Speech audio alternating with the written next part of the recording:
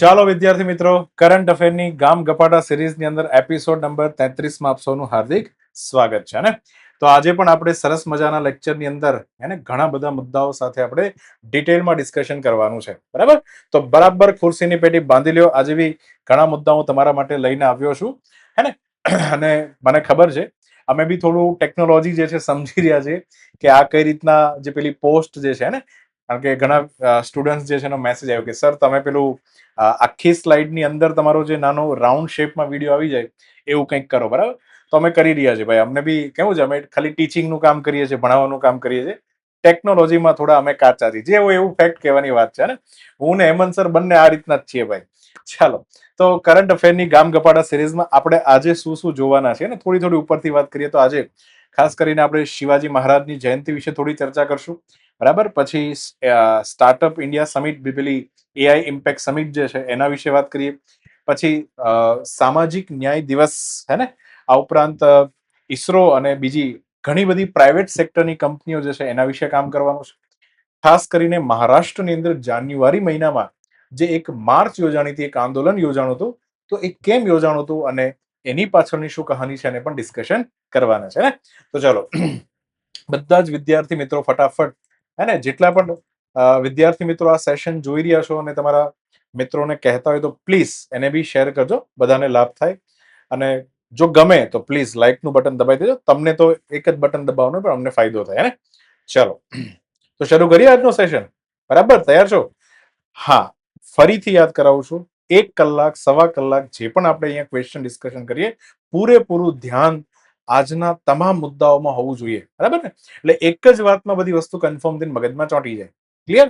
ચલો, તો શરૂ કરીએ. પહેલો પ્રશ્ન છે, અરુણાચલ પ્રદેશથી આવે છે. અરુણાચલ પ્રદેશમાં 1750 મેગાવોટનો ડેમવે લોઅર હાઇડલ પ્રોજેક્ટ જે છે એ કઈ નદી ઉપર સ્થિત છે? અરુણાચલ પ્રદેશમાં એક ડેમ બની રહ્યો છે જેની અંદર હાઇડ્રો એનર્જી પેદા કરવા માટે આખો પ્રોજેક્ટ છે. કઈ નદી ઉપર જે છે બેઝિકલી આ ડેમ બનાવવામાં આવી રહ્યો છે એના વિશે તમારે ચર્ચા કરવાની છે. તાજેતરમાં ખૂબ ચર્ચામાં રહ્યું. તો અરુણાચલ પ્રદેશમાં પણ એટલી તો ખબર હોવી જ જોઈએ કે બ્રહ્મપુત્ર નદી જે છે વહે છે, અને બ્રહ્મપુત્ર નદીની એક સહાયક નદી ઉપર બેઝિકલી આ ડેમ બાંધવાની જે છે વાત છે. અને ડેમ તો છે જ, બેઝિકલી એને ક્લિયરન્સ જે છે એ પણ મળી ગયું છે. તો અલ્ટિમેટલી આખો પ્રોજેક્ટ જે છે એ ઘણા લાંબા સમય સુધી ચાલશે. ચાલો, તો સમજીએ આખી વાત શું છે. વાત છે ડેમ્બે lower hydel project, Arunachal Pradesh. 1750 મેગાવોટનો project છે, લોહિત નદી ઉપર છે. જળ વિદ્યુત પ્રોજેક્ટ છે, બેઝિકલી પાણીમાંથી ટર્બાઇન ફેરવીને વિદ્યુત ઉર્જા પેદા કરવાની વાત છે. હવે આ પ્રોજેક્ટ જે છે ને એને પર્યાવરણીય મંજૂરી જે છે તાજેતરમાં મળી ગઈ. મતલબ કે આ પ્રોજેક્ટ જે છે બેઝિકલી લોહિત નદી પર જે વિદ્યુત ઉર્જા પેદા કરી રહ્યો છે તેને 11 વર્ષ સુધી જે છે આખી પરમિશન આપી દેવામાં આવી. કોના દ્વારા આપવામાં આવી? ધ્યાનથી સમજજો. આપણા ભારતનું જે મંત્રાલય છે, પર્યાવરણ, વન અને આબોહવા પરિવર્તન મંત્રાલય, મંત્રાલયની હેઠળ એક સમિતિ કામ કરે છે. એનું નામ છે એક્સપર્ટ એપ્રેઝલ કમિટી. હવે જો એપ્રેઝલનો મતલબ શું થાય, ખાસ કરીને આમ તો કોર્પોરેટ દુનિયામાં જે કામ કરતા હોય એ લોકોને ખાસ ખબર હોય કે એપ્રેઝલ એટલે હું. તમે માની લો કે કોઈ કંપનીમાં જોબ કરો છો અને તમારે પ્રમોશન જોતું છે, તો તમે તમારા બોસને શું કહેશો કે હે બોસ, પ્લીઝ મને એપ્રેઝલ આપો. એપ્રેઝલ એટલે બહુ સારું કામ કરો ને તો તમારું મૂલ્યાંકન થાય. શું થાય? મૂલ્યાંકનને ઇંગ્લિશમાં એપ્રેઝલ કહેવાય છે. તો મૂલ્યાંકન થાય પછી ખબર પડે કે આ વ્યક્તિ સારું કામ કરે તો તેને આગળ લઈ જવામાં આવે. તો એપ્રેઝલ ઇંગ્લિશ ભાષાનો એક શબ્દ છે. તો એક્સપર્ટની એક કમિટી છે કે જેને મૂલ્યાંકન કર્યું આ પ્રોજેક્ટનું અને કીધું કે ભાઈ આને જે છે 11 વર્ષ સુધી જે છે પ્રોજેક્ટને મંજૂરી આપવામાં આવે છે. તો બેઝિકલી આ પ્રોજેક્ટ જે છે એનું બાંધકામ જે છે ચાલી રહ્યું છે. તો અલ્ટિમેટલી 2037 સુધી જે છે આ પ્રોજેક્ટ જે છે પોતે કામ કરી શકે છે. હવે પ્રોબ્લેમ એ છે કે લોહિત નદી પર બનાવેલો જે પ્રોજેક્ટ છે એની અંદર એક ઇસ્યુ એ છે. શું પ્રોબ્લેમ છે કે આ એક્સટેન્શન જે આપવામાં આવ્યું છે, એક લાંબી અવધિનો જે છૂટ આપી દેવામાં આવી છે પ્રોજેક્ટને, એનાથી એક ઇસ્યુ એ છે કે અગાઉ જે નેશનલ ગ્રીન ટ્રિબ્યુનલ છે, આના વિશે આપણે અગાઉના લેક્ચરમાં વાત કરી ગયા છે, તો એમણે બેઝિકલી ઘણી બધી વખત હસ્તક્ષેપ કર્યો હતો, આ પ્રોજેક્ટને ઉભો રાખ્યો હતો. કેમ ઉભો રાખ્યો હતો? કારણ કે આના કારણે એ જગ્યાનું વન્ય જીવન છે, જૈવ વિવિધતા જે છે, અને ખાસ કરીને લોહિત બેસીની જે પર્યાવરણીય સંવેદનશીલતા છે, સંવેદનશીલતાને કહેવાય વલ્નરેબિલિટી, અને વલ્નરેબિલિટી, તો આ બધી જ જે છે જોખમમાં મુકાય છે. એક પ્રોજેક્ટ તમે ચાલુ કરો એટલે પાણી જે છે આગળ ભરાય, ને ડેમની અંદર પાણી ભરાય તો આખી ઇકોસિસ્ટમ જે છે એને પ્રોબ્લેમ જે છે ક્રિએટ થતો હોય. તો વારે વારે આનું એક્સટેન્શન રોકવામાં આવ્યું હતું, પણ ફાઇનલી એને 11 વર્ષની મંજૂરી મળી ગઈ છે. તો આ પ્રોજેક્ટ બેઝિકલી લોહિત નદી ઉપર સ્થિત છે. અને મેપ વાઇઝ પણ જોઈ લઈએ તો અહીંયા અને ખાસ કરીને ચેમયાંગડુંગ કરીને જે ગ્લેશિયર છે ત્યાંથી યારલુંગ સાંગપો નામની નદી નીકળે છે. તિબેટની અંદર બેઝિકલી આપણી બ્રહ્મપુત્ર નદીને શું કહેવાય છે? યારલુંગ સાંગપો. પછી અહીંયા ચાઇનાની અંદર નામચા બારવા નામનો પર્વત છે, ત્યાંથી એક્ઝેક્ટ યુ ટર્ન લે અને આપણી આ બ્રહ્મપુત્ર નદી જે છે બેઝિકલી ક્યાં એન્ટર થાય છે? ભારતની અંદર. અહીંયા એને બે નદી જે છે સહાયક તરીકે મળે છે, એક તો દિબાંગ અને એક છે લોહિત. આ લોહિત નદી જે છે બેઝિકલી જો અહીંયા અરુણાચલ પ્રદેશની અંદર અહીંયા છે, અને અહીંયા જ આ બેઝિકલી આ ડેમ જે છે બાંધવામાં આવ્યો છે. બરાબર ને? તો આ લોકેશન છે. પછી આગળ બ્રહ્મપુત્ર નદી પોતાનું પાણી જે છે અહીંયા હે ને ગંગાની અંદર છોડે છે, અને ફાઇનલી બંનેનો સંયુક્ત પ્રવાહ જે છે બાંગ્લાદેશમાં બંગાળની ખાડીની અંદર પોતાનું પાણી છોડે છે. એકદમ ક્લિયર થાય છે. તો લોહિત નદી જે છે બ્રહ્મપુત્રની સહાયક નદી છે. તો આ નદી પર બેઝિકલી આ ડેમ અથવા તો પ્રોજેક્ટ જે છે આવેલો છે. પ્રોજેક્ટ તો ઓલરેડી બનાવેલો જ છે, ખાલી આને જે એક્સટેન્શન આપ્યું એટલા માટે આ ચર્ચામાં છે. બરાબર ને? ચાલો આગળ વધીએ. તાજેતરમાં એક કંપની છે, એનું નામ છે ગેલેક્સ આઈ. ગેલેક્સ આઈ ભારતની પ્રાઇવેટ સેક્ટરની સ્પેસ ક્ષેત્ર સંબંધિત કંપની છે. મતલબ એ બેઝિકલી સેટેલાઇટ બનાવે છે.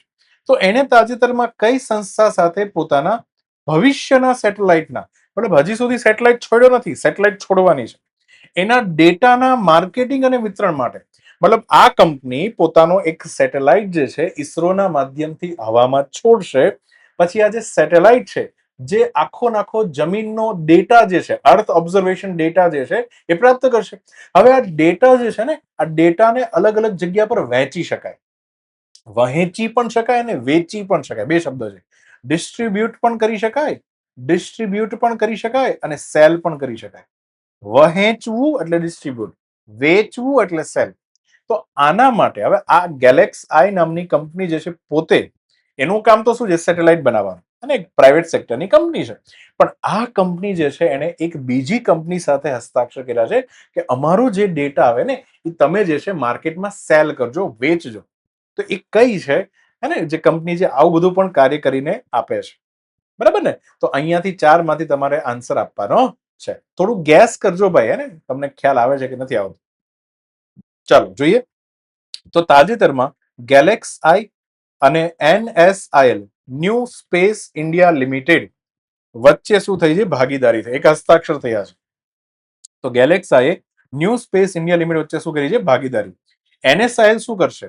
ગેલેક્સ આઈ દ્વારા છોડાયેલો જે સેટેલાઇટ છે એનો ડેટા જે છે એનું માર્કેટિંગ કરશે. માર્કેટિંગ મતલબ આ ડેટા લઈ લો અને એનું વિતરણ પણ કરી દેશે, જેથી ગેલેક્સ આઈને એમાંથી ઇન્કમ પ્રાપ્ત થાય ને, અને અલ્ટિમેટલી પ્રાઇવેટ સેક્ટર પણ સ્પેસ ક્ષેત્રની અંદર આવે. આપણા દેશની અત્યારે આ જરૂરત બની ગઈ છે. ખાલી સરકાર જ શું કરવા બર્ડન ઉઠાવે, પ્રાઇવેટ સેક્ટર બી તો બર્ડન ઉઠાવે, વિદેશમાં જ ચાલે છે. સો ગેલેક્સ આઈ જે છે એને જે સેટેલાઇટ છોડવાનું છે, હમણાં દેખાડું, દ્રષ્ટિ નામનો સેટેલાઇટ છે જે છોડવાનો બાકી છે, આગળ જઈને છૂટશે. પણ જ્યારે બી છૂટશે તો એની અંદર એક sync fused opto synthetic aperture radar, બહુ શાંતિ સમજજો, આને કહેવાય છે સિન્થેટિક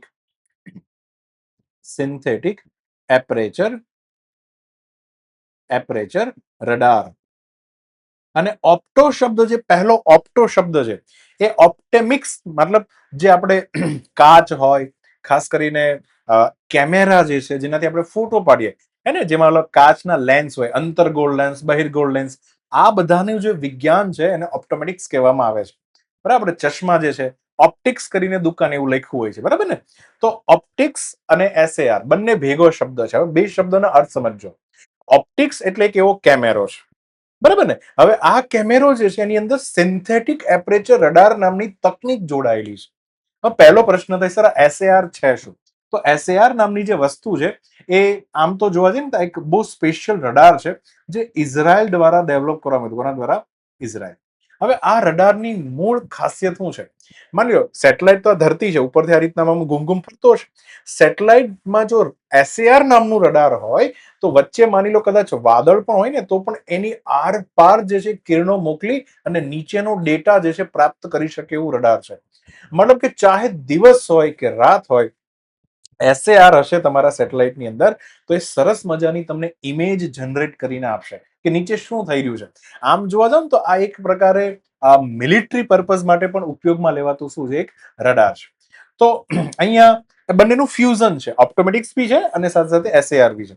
તો એના જે ઇમેજ જનરેટ થશે, તો એક કેપેસિટી તો ડેવલપ કરી નાખી, હવે ઇમેજ જે જનરેટ કરવી છે, તો બની શકે એવી કોઈ કંપનીઓ હોય કે જેને આવી ઇમેજની જરૂર પડતી હોય, તો બેઝિકલી એ જે છે ગેલેક્સાઈ પાસેથી ડેટા માંગી શકે.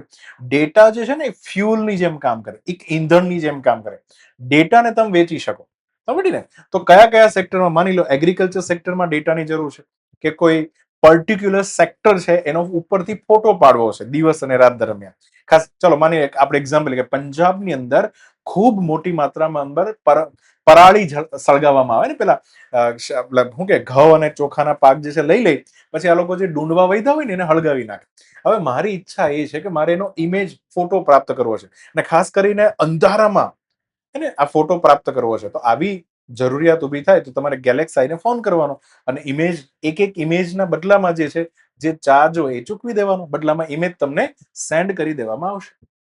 પછી પર્યાવરણીય દેખરેખ રાખવાની, આપત્તિ વ્યવસ્થાપન સારું કરવું હોય તો બી SAR ની જરૂર પડે, કારણ કે વાવાઝોડું તો આવશે પણ એની અંદરથી ફોટો લઈ લેવો હોય, કારણ કે એ વાવાઝોડાની અંદરથી પણ ઇમેજ જનરેટ કરાવી છે. કેટલા ઘરનું નુકસાન થયું છે, કેટલા લોકોને આ આપત્તિને કારણે પ્રોબ્લેમ આવ્યો છે, બધું જ તમને ખબર પડી જાય. તો આટલો સેટેલાઇટ છોડવાના છે, હજી બાકી છે, પણ એની પહેલા જ એને NSIL સાથે બેઝિકલી હસ્તાક્ષર કર્યા છે. હવે આપણે એ સમજવું પડે કે NSIL છે શું. પહેલા તો એ સમજો કે ગેલેક્સાઈ નું મિશન દ્રષ્ટિ કરીને કાર્યક્રમ છે, જે એ ભારતનો પ્રથમ એવો ખાનગી મલ્ટી સેન્સર એક સેટેલાઇટની અંદર, ચાલો સમજો કે આ એક સેટેલાઇટ છે, તો એની અંદર ઘણા બધા શું મૂકવામાં આવ્યા છે, સેન્સર. આવું બહુ ઓછું હોય, જનરલી એવું છે કે સેટેલાઇટ તો ઘણા છોડ્યા છે પ્રાઇવેટ કંપની, પણ એક જ સેટેલાઇટમાં ઘણા બધા સેન્સર હોય, ને એ પણ એવા સેન્સર કે જે અર્થ ઓબ્ઝર્વેશન માટે હોય, અર્થના ફોટા પાડવા માટે વપરાય. તો એવા જે છે એવો પહેલો ઉપગ્રહ જે છે બનવા જઈ રહ્યો છે. હજી છોડશે ત્યારે આપણને ખ્યાલ આવશે. અને આ વિશ્વનો પ્રથમ એવો સેટેલાઇટ બનવા જઈ રહ્યો છે કે જેની અંદર SAR પણ હશે અને સાથે સાથે ઓપ્ટિકલ સેન્સર પણ હશે, એ બી મલ્ટી સ્પેક્ટ્રલ. સ્પેક્ટ્રલનો પટ્ટો યાદ છે બધાને? સ્પેક્ટ્રલનો પટ્ટો બધાને ખબર હોવી જોઈએ ભાઈ. સ્પેક્ટ્રલ કોને કહેવાય? કે જેની અંદર સૌથી પહેલા આવે રેડિયો વેવ, પછી આવે આપણો માઇક્રોવેવ છે, હે ને, પછી તમને ખબર છે કે ઇન્ફ્રારેડ કરીને કિરણો આવે, પછી જેને આપણે જોઈ શકીએ વિઝિબલ લાઇટ આવશે, પછી અલ્ટ્રા વાયોલેટ નામના પાર જાંબલી કિરણો, હે ને, પછી આવશે ત્યાં એક્સરે, અને છેલ્લે આવશે ગામા રે, સૌથી ઘાતક કિરણો છે. તો અલ્ટિમેટલી આને કહેવાય છે સ્પેક્ટ્રલ. હવે મારી પાસે એવા કેમેરા હોય, મારે એમ આપવું છે કે ધરતીનો પર્ટિક્યુલર કયો કયો એરિયા ગરમ છે, હે ને, તો અલ્ટિમેટલી ઉપર મારે મલ્ટી સ્પેક્ટ્રલ એક કેમેરો મેં સેટઅપ કર્યો હશે, જે ઉપરથી મતલબ ધરતીમાંથી આવતા ઇન્ફ્રારેડ કિરણોને કેચ કરી લેશે. કારણ કે ઇન્ફ્રારેડ કિરણો જ ઈ કિરણો છે, યાદ છે ને, કે જે ગરમી હોય ને, ગરમ વસ્તુ એમાંથી નીકળે. તો જે વસ્તુ ગરમ હશે એમાંથી કયા કિરણો નીકળતા હશે? ઇન્ફ્રારેડ. અને આ ઇન્ફ્રારેડ કિરણો જે છે કેમેરો શું કરી લેશે? કેચઅપ કરી લેશે. એકદમ મગજમાં ક્લિયર થઈ જાય. તો એ ઓપ્ટિકલ સેન્સર છે, અને સાથે સાથે SAR પણ છે. SAR શું કરશે? દિવસ હોય કે રાત હોય, ને ડે હોય કે નાઇટ હોય, એ તમને ફોટા પાડીને આપશે. એટલું સરસ મજાનું રડાર છે, ઇઝરાયલે ડેવલપ કર્યું છે, બરાબર ને. તો એને એક જ પ્લેટફોર્મ પર જોડનાર જે છે વિશ્વનો પહેલો આવો ઉપગ્રહ છે, જે ભારતની પ્રાઇવેટ સેક્ટરની ગેલેક્સાઈ નામની કંપની જે છે બનાવવા અને છોડવા જઈ રહી છે. તો એ પણ ઇમ્પોર્ટન્ટ છે આપણા માટે ને. ચાલો, હવે મારે આખું ભારતનું સ્પેસ સેક્ટર જે છે એની પર ઓવરવ્યુ જોતો છે. આમ તો સાયન્સ એન્ડ ટેકનોલોજીની અંદર સ્પેસ ટેકનોલોજી નામના ચેપ્ટરની અંદર ડિટેલમાં ભણવામાં આવે છે, પણ મેં કીધું એમ આપણે અહીંયા ફટાફટ રિવિઝન કરીએ. ચલો, સૌથી ઊંચી સંસ્થા છે પ્રધાનમંત્રી ઓફિસ, જેના નીચે એક ડિપાર્ટમેન્ટ છે, એનું નામ છે ડિપાર્ટમેન્ટ ઓફ સ્પેસ, ગુજરાતીમાં કહેવાય અવકાશ વિભાગ. આ અવકાશ વિભાગ નામનો જે વિભાગ છે એની અંદર ઘણી બધી કંપનીઓ છે. For example, number 1 ISRO, number 2 new space India limited, number 3 Antrix corporation, number 4 in space, પાંચમું છે લિક્વિડ પ્રપલ્શન સિસ્ટમ સેન્ટર, છઠ્ઠું છે નેશનલ રિમોટ સેન્સિંગ સેન્ટર, સાતમું ચાલો ફિઝિકલ રિસર્ચ લેબોરેટરી, આઠમું જે છે વિક્રમ સારાભાઈ સ્પેસ સેન્ટર, હે ને, અને 9મું જે છે સતીશ ધવન સ્પેસ સેન્ટર. આ ઉપરાંત બી ઘણા બધા છે, પણ મેં મહત્વના આ બધી વસ્તુ બધું જ ડિપાર્ટમેન્ટ ઓફ સ્પેસના અંડરમાં છે. ધ્યાનથી સમજો, બધું જ ડિપાર્ટમેન્ટ સ્પેસના અંતર્ગત એને આખું આખું ફોલોઅપ લેવામાં આવે છે. હવે હવે હવે આપણે આગળ વધીએ, એક સંસ્થાને ફટાફટ જોઈએ. ચલો, ઈસરો એની સ્થાપના 15 ઓગસ્ટ 1969 યાદ રાખવાનું છે. બેંગ્લોરમાં એનું હેડક્વાર્ટર છે. ઈસરો હું કામ કરે મારે કહેવાની જરૂર નથી ને. અવકાશ સંશોધન, વિકાસ, સેટેલાઇટ છોડવા વગેરે વગેરે બધું જ કામ કરે છે. PSLV, GSLV, polar satellite launch vehicle, Jio synchronous launch vehicle, આ બંને પ્રકારના વ્હીકલ જે છે ને એની અંદર ઉપગ્રહ સેટઅપ કરીને એનું શું કરે છે, પ્રક્ષેપણ કરીને આપે છે. તો આ છે ઈસરો. બીજી સંસ્થા છે ન્યૂ સ્પેસ ઇન્ડિયા લિમિટેડ. આ સમજવી ખૂબ જરૂરી છે. તમે જો ધ્યાનથી સમજો, પહેલા ભારતની અંદર 1992 ની અંદર એક કંપની હતી જે પણ ડિપાર્ટમેન્ટ ઓફ સ્પેસ અંતર્ગત કામ, નામ હતું એન્ટ્રિક્સ. આમ તો એન્ટ્રિક્સ આવું થાય, અંતરિક્ષ કોર્પોરેશન લિમિટેડ. ધ્યાનથી બેંગ્લોરમાંનું હેડક્વાર્ટર. હું એમ વાત કરું છું, માની લો કે સ્પેસ ટેકનોલોજી શું છે, કોઈ પણ ટેકનોલોજી હોય, શું હોય, એ ટેકનોલોજી જે છે એની મદદ તમે ઇન્કમ પ્રાપ્ત કરી શકો. પૈસા વગર હું તમે કઈ રીતના ઈસરો ચલાવશો? તો ઈસરો બી તો રોકેટ તો છે, એ તો બનાવી દેશે, પણ હું એમ કહું કે અલ્ટિમેટલી આ રોકેટથી આપણે જે સેટેલાઇટ આપણી ધરતીની ઉપર છોડીએ, તો એ જે સેટેલાઇટ છે જે ડેટા કેપ્ચર કરશે, એ ડેટાને આપણે ક્યાંક તો સેલ કરવો પડશે ને, જેથી મારી ઇન્કમ વધે, કમાણી મને પ્રાપ્ત થાય. પહેલો તો આ પર્પસ. બીજું, મારે એ પણ જોવું પડશે કે મારે ઈસરો જે પણ સર્વિસ આપે છે, મારે લોકોમાં એનું માર્કેટિંગ કરીને દેવું પડશે. મારે કહેવું પડશે ગામમાં કે ચલો ઈસરો જે છે આટલા કિલોગ્રામનો સેટેલાઇટ છોડી દે છે, કોઈ છે જેને છોડવો હોય તો આટલા કરોડની આપણે ચલો ડીલ કરીએ. સો ઈસરો ની આવી જે છે જૂની વાણિજ્યિક શાખા હતી, જે બેઝિકલી ધંધો અપાવે ઈસરોને બિઝનેસ અપાવે. હે, કારણ કે નકરા આપણા ટેક્સના પૈસાથી ભારત સરકારથી હે ઈસરો ચાલી શકે એવું નથી. આપણે એને પ્રાઇવેટાઇઝેશન કરવું પડે. સો અલ્ટિમેટલી હવે એન્ટ્રિક્સ જે છે તો જૂની થઈ ગઈ. 92માં એની સ્થાપના થઈ હતી. હવે એન્ટ્રિક્સનું સ્થાન જે છે એક નવી કંપની નરેન્દ્ર મોદી ગવર્મેન્ટે બનાવીનું નામ છે ન્યૂ સ્પેસ ઇન્ડિયા લિમિટેડ. કારણ કે એન્ટ્રિક્સ શું કરતું ખબર? એન્ટ્રિક્સમાં એક મેન્ડેટ એવો આપવામાં આવ્યો હતો કે ઈસરો જે છે એને ખાલી બહારના વિદેશની સરકારી જે સ્પેસ કંપની હોય ત્યાંથી જ બિઝનેસ લાવવાનું, આટલું જ કરવાનું. મોદી સાહેબ કીધું કે એવું થોડું હોય, આપણા ભારતની પોતાની સ્પેસ સેક્ટરની ખાનગી કંપની હોય તો એને બી તો આપણે પ્રમોટ કરી શકીએ ને. એની પાસે બી, જેમ કે ગેલેક્સાઈને પોતાનો એક સેટેલાઇટ છોડવો છે, દ્રષ્ટિ. તો ઈસરો એનું એક આ રોકેટ છે, એની અંદર આપણે સરસ મજાનો ગેલેક્સાઈ ફિટ કરી દઈએ, ઈસરો એને છોડી દે. પછી ઈસરો તો છોડી દે છે, ત્યાં સુધી ઓકે છે. હવે એનું માર્કેટિંગ પણ જે છે એનએસઆઈએલ કરીને દેશે. થોડું ઘણું બધું કામ જે છે એનએસઆઈએલ ને કરવા આપ્યું છે. તો 2019માં બેંગ્લોરમાં હેડક્વાર્ટર છે, અને આ હવે ઈસરોની નવી કમર્શિયલ આર્મ છે. અને ઈસરો જે પણ ઉત્પાદનો બનાવે છે, ઈસરો જે પણ સેવા બનાવે છે, એનું વૈશ્વિક શું કરે છે, માર્કેટિંગ કરે છે. ખાલી ઈસરો નહીં, અહીંયા હું લખી શકું તો પ્રાઇવેટ કંપની પણ તમે લખી શકો ને, કારણ કે અમે ગેલેક્સા એ જ કરશે. ગેલેક્સા એક પ્રાઇવેટ કંપની છે, તો એનું પણ માર્કેટિંગ અને વિતરણ જે છે કરી દેશે, જેથી આ લોકોને બીજો ધંધો કરવામાં રસ પડે ને. એક ડેડિકેટેડ જે છે કમર્શિયલ કંપની જે છે બેઝિકલી કમાણી માટે જે છે વિચારા કરશે.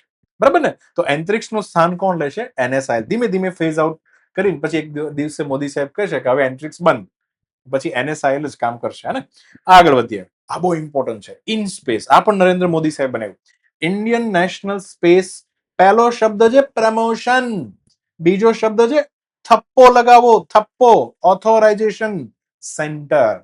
અચ્છા, આ શું કરે છે? માની લો કે મેં એક પ્રાઇવેટ કંપની ખોલી જે સ્પેસ રિલેટેડ સેક્ટરમાં છે. હવે હું શું કરીશ? પહેલા તો મારે કંઈક પ્રોડક્ટ બનાવવી પડશે. પ્રોડક્ટ બનાવ્યા પછી મારે ઈસરોને કોન્ટેક્ટ કરવો પડશે, હે ને, કે ભાઈ મેં એક સેટેલાઇટ હું બનાવી દઉં છું, બસ તું મને છોડી દે. બરાબર ને? તો પહેલું કામ એ છે કે મારે એક સેટેલાઇટ મારા ખુદના ફેક્ટરી હોય કે જ્યાં હોય ત્યાં બનાવીને દેવો પડશે. એના સ્ટાન્ડર્ડ બધું જ મારે વિચારી લેવું પડશે. હવે મારે ઈસરોનો કોન્ટેક્ટ કરવો હોય તો હું ડાયરેક્ટ ઈસરોમાં કોને કોન્ટેક્ટ કરું?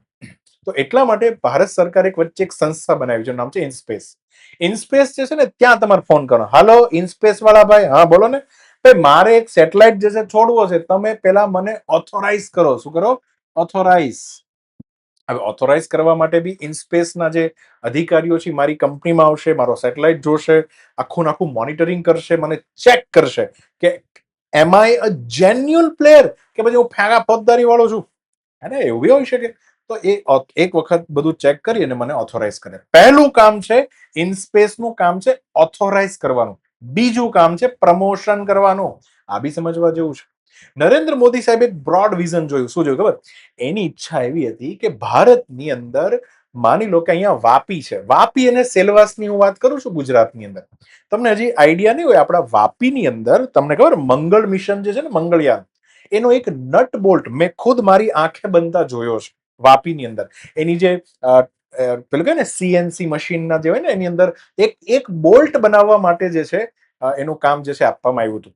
એક બોલ્ટ ખાલી બનાવીને પછી આપણે ઈસરોને પહોંચાડવાનો હતો. એ અમારા જ એક મિત્રની એક પ્રાઇવેટ કંપની હતી, એને આ બોલ્ટ બનાવીને આપ્યો હતો. બહુ જ સોફેસ્ટિકેટેડ ટેકનોલોજી હોય છે. બોલ્ટ બનાવો ને બહુ ધ્યાન રાખવું પડે, મટીરિયલ કમ્પોઝિશન વગેરે, કારણ કે ધરતીથી હજારો કિલોમીટર દૂર જે છે મંગળ જવાનો છે. તો મોદી સાહેબ એક વિઝન જોયું. શું જોયું? કે ભારતની ઘણી એવી ઇન્ડસ્ટ્રી છે, જો એને પ્રમોટ કરવામાં આવે, એને સમજાવવામાં આવે કે તમે પણ સ્પેસ ક્ષેત્રમાં આવો, તો ભારત પાસે ઘણી બધી પ્રાઇવેટ કંપનીઓ આવી શકે એમ છે. તો ઇનસ્પેસનું બીજું કામ શું છે? તો એ લોકો છે ને સર્વે કરે કે ભારતમાં કઈ કઈ કંપનીઓ એવી છે કે જેને થોડું પ્રોત્સાહન આપવામાં આવે, થોડો રસ્તો દેખાડી દેવામાં આવે, ગાઈડન્સ આપવામાં આવે, બેઝિકલી સેમિનાર બેમિનાર ભરવામાં આવે, તો આ કંપની જે છે સ્પેસ ક્ષેત્રમાં આવી શકે. તો આવું થઈ શકે એમ છે, કારણ કે આગળ જઈને આપણે ઘણી બધી વસ્તુની જરૂર પડવાની છે. ત્યાં સ્પેસમાં ફૂડ બનાવવાની જરૂર પડશે, એવું ફૂડ કે જે લિક્વિડ સ્વરૂપમાં હોય અને સ્પેસ યાત્રી જે છે પી જાય તો એની ભૂખ શમન થઈ જાય, બરાબર ને? પછી ઘણી બધી વસ્તુમાં તો અલ્ટિમેટલી એના માટે ઇન સ્પેસ જે છે બનાવવામાં આવ્યું છે. તો 2020 ની અંદર બેઝિકલી આની શું થઈ? શરૂઆત થઈ, બરાબર? અને આનું મુખ્ય મથક જે છે એ આપણા અમદાવાદની અંદર છે. અમદાવાદમાં તમે જે બોપલ વિસ્તાર છે ને, બોપલ વિસ્તારની અંદર બેઝિકલી આનું શું છે, પેલા ઈસરોની સામે સેટેલાઇટ રોડ ઉપર, તો ત્યાં એમનું શું છે હેડક્વાર્ટર છે. હવે આ શું કરે છે? તો ખાનગી કંપનીઓ જે છે એના માટે એક સિંગલ વિન્ડો એજન્સી, કે બીજા કોઈ ફટીચા ડોક્યુમેન્ટ કંઈ જ કરવા નથી. ઇનસ્પેસનો કોન્ટેક્ટ કરો, પોર્ટલ ઉપર બધું તમારું રજીસ્ટ્રેશન ભરો. જો ઇનસ્પેસને લાગશે તો તમારી પર થપ્પો મારી દેવામાં આવશે. બીજી કોઈ મિનિસ્ટ્રી ક્યાંય જેક બેક લગાવવાની કશી જ જરૂર છે નહીં. અને આવી જે પણ પ્રાઇવેટ પ્લેયરની કંપની હોય એને ધ્યાનમાં રાખવી પડે, કારણ કે space sector is very critical. તેનું નિયમન કરવું પડે, એને અધિકૃતતા આપવી પડે, એને ઓથોરાઇઝ કરાવવી પડે. બધું જ કામ જે છે અલ્ટિમેટલી ઇનસ્પેસ કરી દેશે. અને બીજું મેં કીધું આ બહુ જ ઇમ્પોર્ટન્ટ છે, ખાનગી ક્ષેત્રની ભાગીદારીને પણ આ શું આપે છે? પ્રોત્સાહન આપે છે. તો પ્રોત્સાહન કરવું અને થપ્પો મારવો, બે કામ જે છે ઇનસ્પેસના છે. એક વાત યાદ રાખજો, ઇનસ્પેસ એક કંપની આ લઈ લો અને બીજી કંપની છે NSIL, જે હમણાં આપણે વાત કરી. આ બંનેથી તમે કહી શકો કે ભારતમાં જે અત્યાર સુધી ઈસરો સરકારી કંપની હતી એમાં પ્રાઇવેટાઇઝેશન ચાલુ થયું. આ બંને કંપનીથી ઈસરોનું ખાનગીકરણ થયું છે. ખાનગીકરણ, પ્રાઇવેટાઇઝેશન થયું છે, બરાબર ને? બહુ જ ધ્યાનથી સમજો. એટલા માટે જ મોદી સાહેબ શું કરવા માંગે છે? પ્રાઇવેટ પ્લેયર્સને પણ, કારણ કે એનાથી ક્વોલિટી વધે, કોમ્પિટિશન વધે, બહુ વૈવિધ્ય. આ તો ખાલી સરકાર કર્યા કરે, એમાં શું મજા આવે? એમ જ. ચાલો આગળ વધીએ. આ તો બહુ જૂની સંસ્થા ને, વિક્રમ સારાભાઈનું એક કહેવાય ને એક સ્વપ્ન જે છે એનું નામ છે ફિઝિકલ રિસર્ચ લેબોરેટરી. ત્યાં જ જોઈને એને ખૂબ સપનાઓ જોયા છે. બ્રહ્માંડમાંથી આવતા અવિરત એક્સરે કિરણોનો અભ્યાસ કર્યો હતો. આની સ્થાપના જે છે 1947માં એક્ઝેક્ટ થઈ હતી. ફિઝિકલ રિસર્ચ લેબોરેટરી એ પણ અમદાવાદમાં છે. આને આપણી સમગ્ર સ્પેસની જે જર્ની છે એનું પારણું કહેવામાં આવે છે. પારણું, ઘોડિયું, ક્રેડલ, એને ક્રેડલ કહેવામાં આવે છે.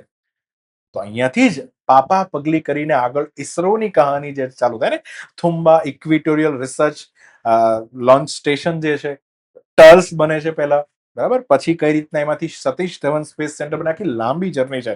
સાયકલ ઉપર આપણે રોકેટ લઈને આવ્યા હતા, અપાચે સાઉન્ડિંગ રોકેટ અમેરિકાથી લઈને આવ્યા, એને પાના પોચિયા ખોલીને જોઈ લીધું, બરાબર ને? અને એના પરથી આપણે આપણું પોતાનું જાતે શું બનાવ્યું હતું? રોકેટ. આ રીતના ધીમે ધીમે શરૂઆત કરી હતી. એટલી હર્ડલ્સ આવી છતાં વિક્રમ સારાભાઈ જે છે મજબૂત મને ઉભા રહ્યા કે નહીં ભારતને સ્પેસ સાયન્સની અંદર આગળ વધારવું છે ને વધારવું છે. બરાબર. અત્યારે પણ આ જે છે અવકાશ અને ગ્રહ વિજ્ઞાન આ પ્યોર સાયન્સની વાત છે. નવી નવી ખોજ કરવામાં જે છે કામ કરે છે.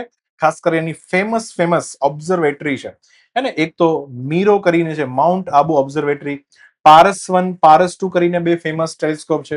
એક તમને ખબર હોય તો લદ્દાખમાં હેનલે ખાતે જે ટેલિસ્કોપ આવેલું છે એનું પણ મેનેજમેન્ટ પીઆરએલ કરે છે.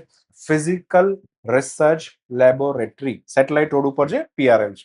ચલો આગળ વધીએ. નેશનલ રિમોટ સેન્સિંગ સેન્ટર હે ને, આનું હેડક્વાર્ટર યાદ રાખજો અલગ જગ્યા પર છે, હૈદરાબાદ. હવે આને સમજો. આપણે રોજ સવારમાં ન્યૂઝપેપરમાં જોઈએ છે કે આજે ટેમ્પરેચર જે છે આટલું છે, આજે હ્યુમિડિટી જે છે આટલી છે. કેમ ખબર પડે છે? તો વાત એવી છે ભાઈઓ બહેનો કે જે પણ સેટેલાઇટ ઈસરોએ હવામાં છોડ્યા, અવકાશમાં છોડ્યા છે, એનો ડેટા જે છે ખાસ કરીને રિમોટ સેન્સિંગ ડેટા, હવે કોઈ પણ હોઈ શકે, ટેમ્પરેચરનો હોઈ શકે, વેધરનો, હ્યુમિડિટીનો, વરસાદનો, ભેજનો, જંગલ છે કે નહીં, જમીન છે કે નહીં.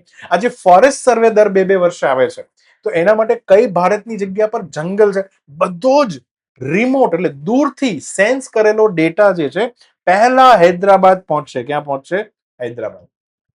ત્યાંથી આ ડેટા જે છે એ અલગ અલગ લોકોને આપવામાં, અમુક ડેટા જે છે ફ્રી ઓફ કોસ્ટ આપી દેવામાં આવે, અમુક ડેટા સાઇટ ઉપર અપલોડ કરી દેવામાં આવે. એમ કરીને આ ડેટા જે છે પ્રોવાઈડ કરવામાં આવે છે. તો પહેલા તો ડેટાને કલેક્ટ કરવો પડે, એટલે સંપાદન કરવું પડે, એની ઉપર પ્રોસેસિંગ કરવી પડે હે ને, અને એને પછી શું કરવું પડે? વિતરણ કરવું પડે. તો અલ્ટિમેટલી NRSC આના માટે કામ કરે છે. પછી લિક્વિડ પ્રપલ્શન સિસ્ટમ સેન્ટર હે ને, આ બે જગ્યા પર છે. એક તો બેંગલુરુ અને બીજું કેરળ, જેની રાજધાની કેપિટલ મતલબ તિરુવનંતપુરમ અને એની નજીક હે ને વાલિયામાલા નામના ગામડાની અંદર LPSC છે. તમે રોકેટની પાછળ આટલું મોટું જે આવું એન્જિન જોયું હશે, આ જે એન્જિન છે એનું પહેલા ટેસ્ટિંગ કરવું પડે, કારણ કે આની અંદર પ્રવાહી સ્વરૂપમાં બળતણ હોય. બરાબર ને? તો અહીંયા ચાલુ કરીને એમ જોવું પડે કે ખરેખર એક્ટિવેટ રન થાય. ભાઈ જે ટાણે ઉડાડવાનું ની ટાણે ઘોડું ન હાલે, થોડું હાલે. તો એ વખતે સિસ્ટમ ટેસ્ટ કરવા માટે વસ્તુ હોય છે. તો ખાસ કરીને પ્રક્ષેપણ વાહનો કયા હોય? પ્રક્ષેપણ વાહનો તો એને કહેવાય છે PSLV, GSLV હે ને, પછી LMV3. બરાબર. ચાલો, તો એના માટે પછી ઉપગ્રહો માટે આ પ્રવાહી અને ક્રાયોજેનિક. ક્રાયોજેનિક કોને કહેવાય? માઇનસ એટલે કે બહુ જ નીચા તાપમાન ઉપર કામ કરતી કોઈ પણ વસ્તુને ક્રાયોજેનિક કહેવાય. ફોર એક્ઝામ્પલ ક્રાયોજેનિક એન્જિન, તો એવું એન્જિન છે કે જે ખૂબ નીચા તાપમાન ઉપર પણ કામ કરે છે. એને ક્રાયોજેનિક સ્ટેટ કહેવાય. ક્રાયોજેનિક નો ખાલી અર્થ એટલો થાય ખૂબ નીચું તાપમાન, -150 થી -300 ડિગ્રી સેલ્સિયસ તાપમાન હોય. અને તમે સ્પેસમાં ઉપર જાઓ ને તો ત્યાં તાપમાન એટલું જ હોય. એના માટે આવા એન્જિન બનાવવા પડે જે ક્રાયોજેનિક હોય. બરાબર ને? તો એની પર પણ આ શું કરે છે? ધ્યાન કેન્દ્રિત કરે છે. ઓકે, આગળ વધીએ. બીજું છે વિક્રમ સારાભાઈ સ્પેસ સેન્ટર. હવે આ શું કામ કરે છે? તો આનું મેઇન કામ જે છે આ સેટેલાઇટ લોન્ચ વ્હીકલ. આપણે એમ થાય ને કે ઓલું આટલું મોટું લાંબુ જે PSLV હશે, એના અલગ અલગ ફૂરચા જે છે ક્યાં બનતા છે? આ રીતનું હોય ને રોકેટ, આમ સરસ મજાનું રોકેટ હોય. તો એના અલગ અલગ આ જે ટુકડા છે ક્યાં મેન્યુફેક્ચર થતા હશે? સાહેબશ્રીઓ કેરળના તિરુવનંતપુરમની અંદર આ બધા જ જે છે ટુકડાઓ ડેવલપ થાય, પછી એસેમ્બલ થાય અને એને સતીશ ધવન સ્પેસ સેન્ટરમાં મોકલવામાં આવે, જ્યાં બેઝિકલી જે છે આનું શું કરવામાં આવે? લોન્ચિંગ કરવામાં આવે. તો શ્રી હરિકોટા, બરાબર ને, આંધ્રપ્રદેશની અંદર શ્રી હરિકોટા પાસે આપણા ભારતનું મુખ્ય સ્પેસ પોર્ટ છે, બંદર છે એક પ્રકારે. બરાબર. હા, નાનું છોટું સેટેલાઇટ માટે હવે આપણે છે ને વિચાર્યું કે મોટા સેટેલાઇટ માટે સતીશ ધવન સ્પેસ સેન્ટર, તો છોટું સેટેલાઇટ માટે જે છે એક નવું સ્પેસ પોર્ટ બનાવી દઈએ. તો તમિલનાડુનું કુલાશેખરપટ્ટિનમ નામની જગ્યા ઉપર નવું સ્પેસ પોર્ટ બની રહ્યું છે. થોડા સમયમાં બનીને તૈયાર થઈ જશે. બરાબર ને? ચાલો, તો આ રીતના. અચ્છા, મને આન્સર આપો. એક ત્રીજા પણ લોકેશનની વાત ચાલી રહી છે. મેં આના વિશે તમને આગળ કરંટ અફેરની સેશનમાં તમને કીધું, તમારે મને એ જગ્યાનું નામ કહેવાનું છે જ્યાં ભારતનું ત્રીજું સ્પેસ પોર્ટ બનાવવાની સંભાવનાઓ ચકાસવામાં આવી રહી છે. બરાબર, તમારે કહેવાનું છે. ચાલો, તો અહીંયા આન્સર આવશે ગેલેક્સ આઈ જે છે ને NSIL સાથે શું કર્યું છે? હસ્તાક્ષર. ચાલો આગળ વધીએ. રોયલ ઇન્ડિયન નેવી એનો બળવો કયા વર્ષે થયો હતો? બહુ જ સરસ ક્વેશ્ચન છે ને, કારણ કે હમણાં જ એની વર્ષી ગઈ છે. તો કયા વર્ષે બેઝિકલી રોયલ ઇન્ડિયન નેવી. આ રોયલ શબ્દ ક્યાં લાગે ખબર? જ્યારે કોઈ વસ્તુ બ્રિટિશ હોય, બ્રિટિશ આર્મી હોય, બ્રિટિશ નેવી હોય, બ્રિટિશ એરફોર્સ હોય, ત્યાં આગળ હંમેશા રોયલ શબ્દ લાગશે. કારણ કે એ લોકો એવું માને છે કે એમની જે નૌકા, સેના, જહાજ બધું જ એ રાજાનું છે, રોયલ છે. શું છે? બધી સંપત્તિ રાજાની છે. બરાબર ને? સામંતશાહીનું આ પ્રતીક કહેવાય. ચલો, રોયલ ઇન્ડિયન નેવીનો બળવો ક્યારે થયો હતો એના વિશે સમજીએ. સો રોયલ ઇન્ડિયન નેવી જે છે, મતલબ ઈ નેવી કે જે ભારતીય નેવી હતી પણ અંગ્રેજોએ ભારતમાં બનાવી હતી, નામ આપ્યું હતું રોયલ ઇન્ડિયન નેવી. 1946 એક્ઝેક્ટલી વાત કરું તો 18 થી 23 ફેબ્રુઆરી વચ્ચે આ જ મહિનામાં આ બળવો જે છે 1946 માં થયો હતો. અને 18 ફેબ્રુઆરીએ બેઝિકલી 80 વર્ષ જે છે એના શું થાય છે? પૂર્ણ થાય છે. 20,000 થી વધુ નૌકાદળના જે સહભાગીઓ હતા એમને આની અંદર શું લીધેલો? ભાગ લીધો. તમને કહું એક વાત, તમને કદાચ ઇંગ્લિશમાં છે આમ તો, પણ થોડું હું તમને સમજાવું. આજે એ સમયે અંગ્રેજો પોતાના નૌકાદળના જે પેલા કર્મચારીઓ હોય, જે બેઝિકલી નૌકાદળમાં નેવીમાં કામ કરતા હોય, એને આ લોકો રેટિંગ કહેતા. શું કહેતા? રેટિંગ, આવું કહેતા. જો ધ્યાનથી સમજો, એક શબ્દ ચાલતો રેટિંગ. અને આનાથી કન્ફ્યુઝ નહીં થતા જે લોકો રોયલ ઇન્ડિયન નેવીનો બળવો છે કે રેટિંગ શું છે. ભાઈ આમાં વાત એવી છે, આ શબ્દ અંગ્રેજો દ્વારા પ્રયોજવામાં આવે છે. અંગ્રેજો શું કરતા ખબર?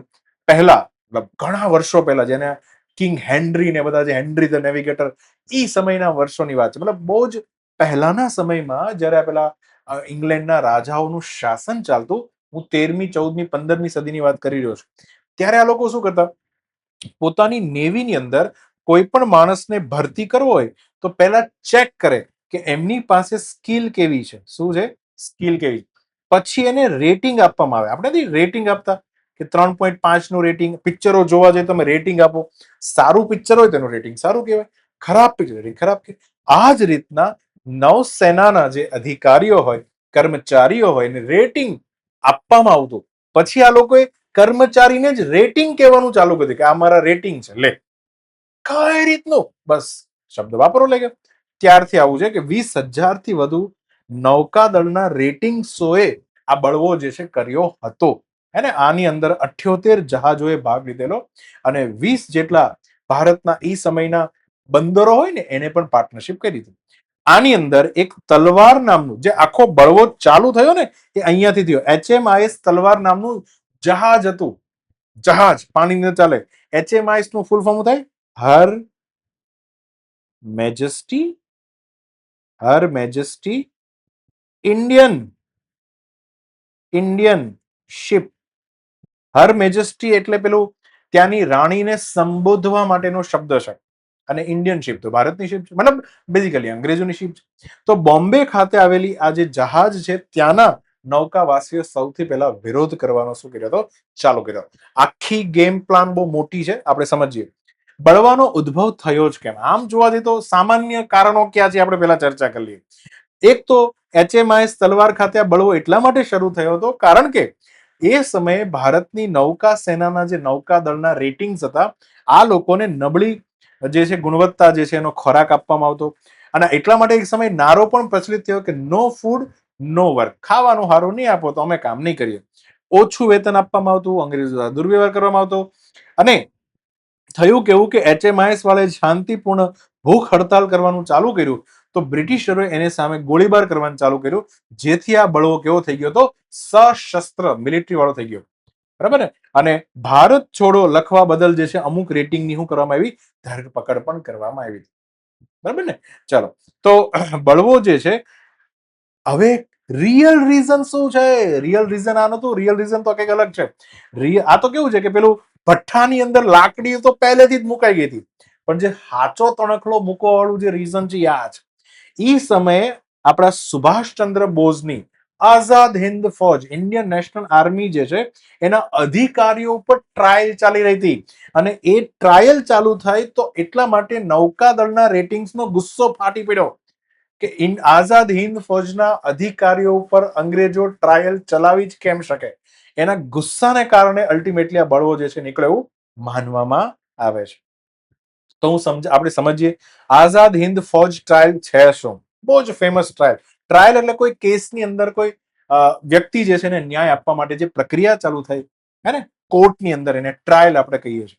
આપણને બધાને ખબર છે કે બીજા વિશ્વયુદ્ધ દરમિયાન ભારતના જે યુદ્ધ કેદીઓ હતા એ બધાએ અલગ અલગ દેશમાં જે પકડાણા હોય તો એ આમ તો ઇંગ્લેન્ડ તરફથી લડવા ગયા હતા, પણ એ પકડાણા હોય તેને એમના દ્વારા જે છે બેઝિકલી એક નવી સંગઠન, એક સંસ્થા બનાવવામાં આવી અને શરૂઆતમાં મોહનસિંહ જે છે 1942 દ્વારા એને શું આપવામાં આવ્યું, નેતૃત્વ આપવામાં આવ્યું.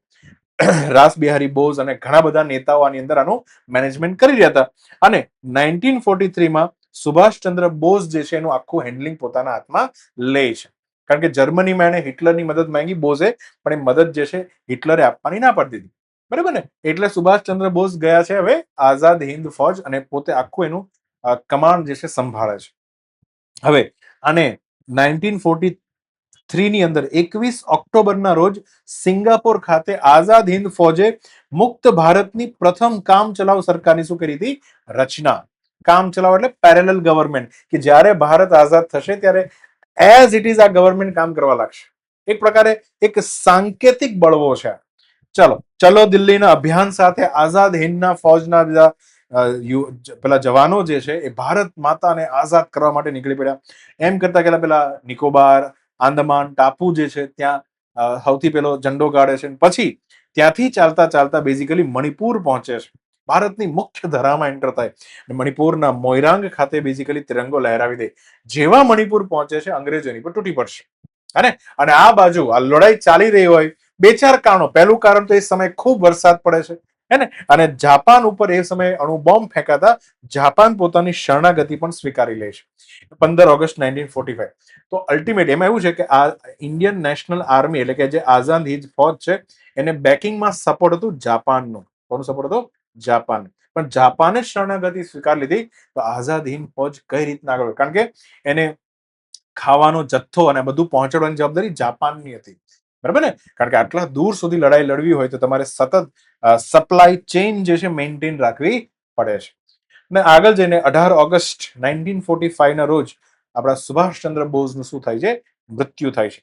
અને આઝાદ હિન્દ ફૌજ જે છે આખી ભાંગી પડે છે. અંગ્રેજો ઘણા બધા આઝાદ હિન્દ આર્મી જે છે એના અધિકારીઓને પકડી લે છે અને હવે આ બધાને પકડી અને એની પર કેસ ચલાવે છે. ક્યાં ચલાવે છે? આપણો જે લાલ કિલ્લો છે, આ લાલ કિલ્લાના એક રૂમની અંદર માર્શલ કોર્ટ બનાવવામાં આવે છે. What is martial court? જ્યારે સૈનિકો ઉપર કોઈ કેસ કરવો હોય ને તો એને કહેવાય છે માર્શલ કોર્ટ. શું કહેવાય છે? Martial court. એના નિયમો સામાન્ય જનતા કરતા અલગ હોય. આવું માર્શલ કોર્ટ બનાવવાનું જે છે ને એ અલ્ટિમેટલી દુનિયાને શીખવાડનાર નેપોલિયન છે, અને ફ્રેન્ચ નેપોલિયન બોનાપાર્ટ, એને આવું કરતો પોતાના અધિકારીઓને સાચવવા માટે સામાન્ય જનતા ઉપર જે નિયમો લાગુ પડે એ પોતાના અધિકારી અને જનરલ ઉપર લાગુ ન પડે. ફોર એક્ઝામ્પલ, નેપોલિયનનો પોતાનો કોઈ અધિકારી હોય, એને ભૂલમાં એક કોઈ વ્યક્તિને ગોળી મારી દીધી. હવે એ જે નાગરિક છે એના કોઈ સગા સંબંધી છે, માની લો અધિકારી ઉપર કેસ કરે તો નેપોલિયને શું કર્યું હતું? પહેલેથી જ વ્યવસ્થા રાખી હતી જ્યુડિશિયલ દુનિયામાં કે એના માટે એક અલગ કોર્ટ રાખી જે બંધ બારણે થાય અને અંદર જ ડિસ્કશન થાય. પૂછવામાં આવે ભાઈ કેમ ગોળી ચલાવી? તો કે મારથી ભૂલમાં ચાલી ગઈ. ચાલો કઈ વાંધો નહીં, બાઇજ્જત ભરી કરી દેવામાં આવે. એમ કરીને એને જે છે છોડે. ભારતમાં પણ આજે એવું છે. ભારતમાં બની શકે જમ્મુ કાશ્મીરની અંદર આપણો કોઈ આર્મીનો જવાન છે, એને લશ્કર પેલા આતંકવાદીઓને પકડવા માટે ભૂલમાં ગોળી ચલાવી અને અચાનક કોઈ નિર્દોષ નાગરિક મૃત્યુ પામ્યો. હવે આવા કેસમાં આપણો આ જે જવાન છે એની પર માર્શલ લો ની અંદર આખો કેસ ચલાવવામાં આવે છે. કારણ કે એના માટે સામાન્ય નિયમો જે છે, તો એક પ્રકારની અસમાનતા છે. શું છે? અસમાનતા. બરાબર ને? ચાલો, તો લાલ કિલ્લા ઉપર બેઝિકલી નવેમ્બર 1945 ના રોજ કેસ જે છે શરૂઆત. ધ્યાનથી સમજજો. બ્રિટિશરોએ લાલ કિલ્લાને બેઝિકલી 3 મુખ્ય આઈએનએના અધિકારીઓ માટે કોર્ટ માર્શલ બનાવીને તૈયાર કર્યું હતું. આની અંદર 3 અધિકારમાં એક હતા હિન્દુ, નામ હતું પ્રેમ કુમાર સહેગલ. એક હતા મુસ્લિમ, જેનું નામ છે શાહ નવાઝ ખાન, અને એક નામ છે એક શીખ હતા, જેનું નામ હતું ગુરબખ્શસિંહ ઢિલ્લોન. આ બધા જ સેકન્ડ વર્લ્ડ વોરના કેદીઓ હતા. બેઝિકલી આ બધા ભેગા થઈને ઇન્ડિયન નેશનલ આર્મીની કમાન્ડ સંભાળી હતી. મેઇન અધિકારી પકડાઈ ગયા છે. લાલ કિલ્લામાં કેસની શરૂઆત થાય છે. આ બાજુ સમગ્ર ભારતમાં લોકોનો અંગ્રેજો વિરુદ્ધ ગુસ્સો ફૂટી પડે છે કે તમે અમારી ઇન્ડિયન નેશનલ આર્મી જે ભારત માતાને બચાવવા માટે લડી રહી હતી એને 3 અધિકારીને આ કોર્ટ માર્શલ કઈ રીતના કરી શકો? આમ તો એ સમયે સૂત્ર પણ વાયરલ કે લાલ કિલ્લા સે આયે આવાજ, સહેગલ ઢિલ્લો શાહનવાઝ. આવું એક સૂત્ર પણ વાયરલ થયું. હવે એ સમયે આ ત્રણને બચાવવા માટે, એના તરફ લડવા માટે ભારતના એ સમયના એમિનન્ટ જ્યુરિસ્ટ, એમિનન્ટ વકીલ ભુલાભાઈ દેસાઈ છે, તેજ બહાદુર સપ્રુ, જવાહરલાલ નહેરુ, આસફ અલી, આ બધા જ પ્રોમિનન્ટ વકીલો હતા. એની આખી ફોજ ઉતારી કે બસ ગમે તે થાય, કાનૂનની આંટી ઘેટી ઉતારીને પણ આ ત્રણેયને બચાવી લેવામાં આવશે. ટ્રાયલમાં આપણે આ લોકોને દોષી સાબિત થવા દેશું ને ફાઇનલી એમને નિર્દોષ છોડી દેવામાં પણ શું રહ્યા હતા? સફળ રહ્યા હતા. તો જ્યારે આ ટ્રાયલ ચાલુ થઈ ને ત્યારે જ પેલી રોયલ ઇન્ડિયન નેવી જે બોમ્બે ઉપર, બરાબર ને, તો ત્યાં જે છે, હા, તો ત્યાં જે છે બળવો શું થયો હતો? ચાલુ થયો હતો 1946 માં. હવે ખબર પડી ગઈ ને? ચલો, તો અલ્ટિમેટલી આ રોયલ ઇન્ડિયન નેવી જે છે આ બળવાને 80 વર્ષ પૂર્ણ થયા હતા એટલે ચર્ચામાં. તો આગળ વધીએ. તાજેતરમાં બહુ જ ઇન્ટરેસ્ટિંગ ટોપિક છે, બધું ધ્યાન તમારું અહીંયા હોવું જોઈએ. તાજેતરમાં આદિવાસી ખેડૂતોએ કયા રાજ્યની અંદર એક કાયદો છે જેનું નામ છે વન અધિકાર કાયદો, એના ઇફેક્ટિવ અમલીકરણની માંગણી માટે લાંબી માર્ચનું આયોજન, આમ તો જાન્યુઆરી મહિનાની અંદર આ આયોજન થયું હતું, બરાબર. આ લોકો બેનર લઈ અને સરકાર માટે એક કાયદાનું અમલીકરણ સારું થાય એના માટેની જે છે માંગ સાથે આંદોલન. કયો કાયદો? વન અધિકાર કાયદો. હવે આપણે એ સમજવું છે સર કે આવું તે શું થયું ને વન અધિકાર કાયદો છે શું, એની ઐતિહાસિક પૃષ્ઠભૂમિ સાથે એવું કે ને નીચોવીને સમજાવો અમને, ઉપર છેલ્લું નહીં, બરાબર ને. ચાલો, અને આમાં ઘણા બધા પ્રશ્નો બેકએન્ડમાં સાથે સાથે તમારા સોલ્વ પણ થઈ જશે. ચાલો, ક્લિયર? ચાલો, અત્યારે કહેવા પૂરતું કહી દઉં કે આ આંદોલન મહારાષ્ટ્રમાં થયું હતું. હવે સમજીએ આ આખું આંદોલન જે છે એની પહેલા આપણે સમજવું પડે કે ચાલો આ વન અધિકાર અધિનિયમ શું છે, એને અધિનિયમ જે છે શું?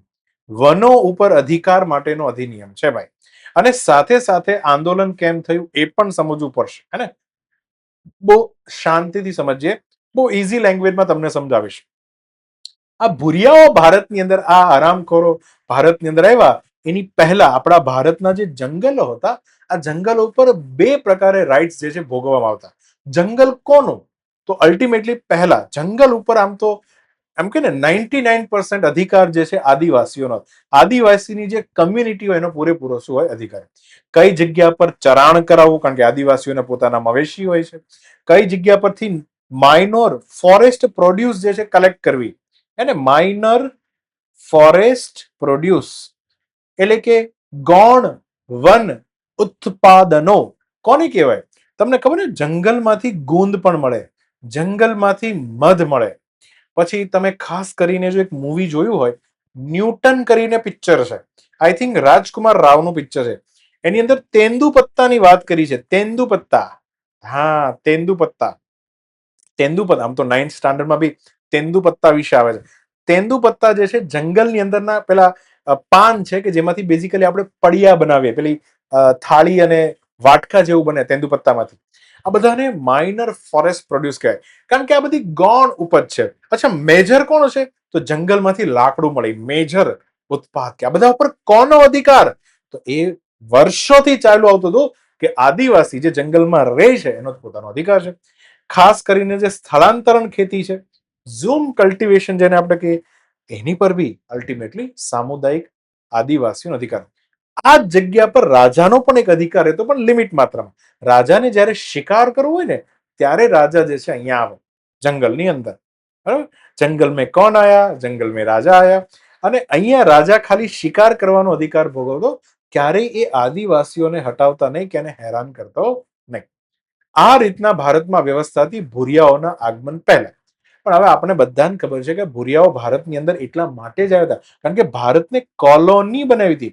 કોલોનીનો પહેલો કોન્સેપ્ટ જ છે, ધ્યાનથી સમજો. કોલોનીનો પહેલો કોન્સેપ્ટ એ છે કે પોતાના માતૃદેશને મેક્સિમમ બેનિફિટ થવો જોઈએ. ભુરિયાઓનો માતૃદેશ કયો હતો? યુકે. તો યુકે ને સૌથી મેક્સિમમ બેનિફિટ થાય એવું કરવાનું છે. તો કઈ રીતના થશે? કાંઈ વાંધો નહીં, દુનિયાના અલગ અલગ દેશને ગુલામ બનાવો, ત્યાંથી રિસોર્સ ખેંચો અને યુકે માં મોકલો. રિસોર્સ ખેંચો, યુકે માં મોકલો. આટલું જ કરવાનું છે. આને કહેવાય છે કોલોનાઇઝેશન, વસાહતી યુગ. કયો યુગ? આપણી વસાહત બનાવી દીધી. લિટરલી આપણને ચૂસવાનું શું કર્યું, ચાલુ કર્યું. તો આ ભૂરિયાઓ ભારતમાં રિસોર્સ લેવા તો આવ્યા હતા. મેજોરિટી રિસોર્સ ક્યાં હોય? જંગલની અંદર હોય. ક્યારેક ક્યારેક તો કોઈ ખાણ, કોલસાની ખાણ માની લો તો જંગલની બરાબર વચ્ચે હોય. હવે જંગલ ઉપર કોનો અધિકાર છે? આદિવાસીઓનો. હવે આ દીકરાઓ, ધ્યાનથી સમજજો, બહુ ઇમ્પોર્ટન્ટ વાત કહું છું. આ દીકરાઓ જે છે એની નજર બગડી જંગલ ઉપર. એને ખબર છે કે આદિવાસીઓને અહીંથી હટાવવા પડશે. હવે આ પાછા ભૂરિયાઓ, હોશિયારના દીકરા પોતે રૂલ ઓફ લો માં માને છે. અચ્છા, આમ તો તમને ખબર ને બંધારણની અંદર એક ટોપિક પણ સીસી વાળા એક આખો ટોપિક છે, રૂલ ઓફ લો, કાયદાનું શાસન. ક્યાં છે ખબર? પબેડ ની અંદર છે. પબેડ ની અંદર રૂલ ઓફ લો, કાયદાનું શાસન. મતલબ જે પણ કામ કરવા છે એમને નહીં કરવાના, જે રાજા જેમ મજા આવે એમ કરતા. એમ નહીં, કાયદો બનાવો, પછી જે કરવું એ કરો. તો રૂલ ઓફ લો ની ખોજ જે છે એ બ્રિટિશરોએ કરી હતી, અંગ્રેજોએ કરી હતી. ધ્યાનથી સમજજો. તો બ્રિટિશરોએ એક વાત સ્પષ્ટપણે કીધી હતી કે કાનૂન એવો બનાવવો જોઈએ કે જેમાં નીતિમત્તા હોય. શું હોય? એથિક્સ હોય. આમ તો 3-4 વસ્તુ છે. ટ્રાન્સપરન્સી હોવી જોઈએ, એકાઉન્ટેબિલિટી હોવી જોઈએ, નીતિમત્તા હોવી જોઈએ, અને તમારે કાનૂન બનાવો. નહીં તો તમે અચ્છા, રાજા માની લો, રાજાને કંઈક મજા આવી ને એને ડાયરેક્ટ કોઈ એક્શન લીધી. આ બાજુ તમે એક ચોપડામાં કાનૂન બનાવીને કામ કરો, બે એક જ થયું ને. રૂલ ઓફ લો થી નવું શું થયું? જો દુનિયામાં સમસ્યા એ હતી કે રાજાઓ મનગઢંત નિર્ણયો લઈ રહ્યા હતા કોઈ જગ્યા ઉપર. એ રાજાનો જે બેફામ અધિકાર હતો એને રોકવા માટે અંગ્રેજોએ એક નવી વ્યવસ્થા લાવી, રૂલ ઓફ લો. કે પેલા કાયદો બનાવો, કાયદા દ્વારા શાસન કરો. કાયદાનું શાસન કહેવાય એને. તો હવે એવું ન થઈ શકે કે હું એવો કાયદો બનાવું જેમાં મારો જ પોતાની મનગઢંત ઈચ્છાઓ જે છે હું કાયદામાં લખી દઉં, પછી જે છે લોકોને હેરાન કરું. પેલા હું ડાયરેક્ટ હેરાન કરતો હતો, હવે કાયદા દ્વારા હેરાન કરું. એટલે આ લોકોએ રૂલ ઓફ લો ની અંદર એક, આમ તો એવી ડાયસી આની પાછળ છે. ચાલો, કોણ છે આની પાછળ? એવી ડાયસી. એવી ડાયસી નામના પ્રખ્યાત જ્યુરિસ્ટ જે છે એને રૂલ ઓફ લો નો કોન્સેપ્ટ એમાં એક વાત સ્પષ્ટપણે કીધી છે, there must be a ethics in rule of law. કાયદો બનાવવો માત્રથી કાંઈ ન થાય, નીતિમત્તા વાળો કાયદો બનાવવાનો. પણ જોજો અંગ્રેજો શું કરે હમણાં જોજો. આ અંગ્રેજો જેને રૂલ ઓફ લો ની ખોજ કરી બહુ હોશિયારી મારે છે, એવો કાયદો બનાવશે જેને નીતિમત્તાને નેવે મૂકી દીધી. હે ને? તો સમજીએ. અહીંયા વસાહતી કાળ દરમિયાન અંગ્રેજોએ વન કાયદો જે છે એ ઘડ્યો. અંગ્રેજોના આગમન બાદ ભારતમાં 1878 ની અંદર ભારતીય વન અધિનિયમ બનાવાયો. હવે વિચારો તો, રૂલ ઓફ લો ના નિયમ પ્રમાણે આ કાયદાની અંદર નીતિમત્તા હોવી જોઈએ. That is the pre condition, પહેલી મુખ્ય શરત છે. તમે વિચારો, હમણાં હું કહું, છે નીતિમત્તા. જોજો, બ્રિટિશરોએ પોતાની ઔદ્યોગિક ક્રાંતિની જરૂરિયાતોને સંતોષવા માટે, ખાસ કરીને પેલું રેલવે હોય ને, રેલવેના પાટાની વચ્ચે તમને ખબર તો પેલું ટ્રેક પર લાકડું મૂકવામાં આવે ને, તો એ જે એને સ્લીપર્સ કહેવાય. બેઝિકલી શું કહેવાય? સ્લીપર્સ. હવે તો સિમેન્ટના સ્લીપર્સ જે છે મૂકવામાં આવે છે, પણ પહેલા લાકડાના સ્લીપર્સ મૂકવામાં આવે. એ લાકડું ક્યાંથી આવશે? જંગલમાંથી. અને અંગ્રેજો તો સમગ્ર ભારતમાં ટ્રેન બનાવી હતા. The great Indian peninsula railway. ક્યાં હતું હેડક્વાર્ટર? જરાક જણાવો તો. The great Indian peninsular railway. બોલો મિત્રો, આનું હેડક્વાર્ટર ક્યાં હતું? લખો કોમેન્ટમાં. ખાલી હાંભળા ન કરો, આ કથા નથી. તો આ કંપની હતી બેઝિકલી જેને ભારતમાં રેલવે નેટવર્ક બનાવ્યું છે ને. 1853 મુંબઈ થી થાણે પહેલી ટ્રેન ચાલી. કોણે બનાવી train? The great Indian peninsular railway. તો એટલા માટે લોકોને લાકડું જંગલમાંથી મળે.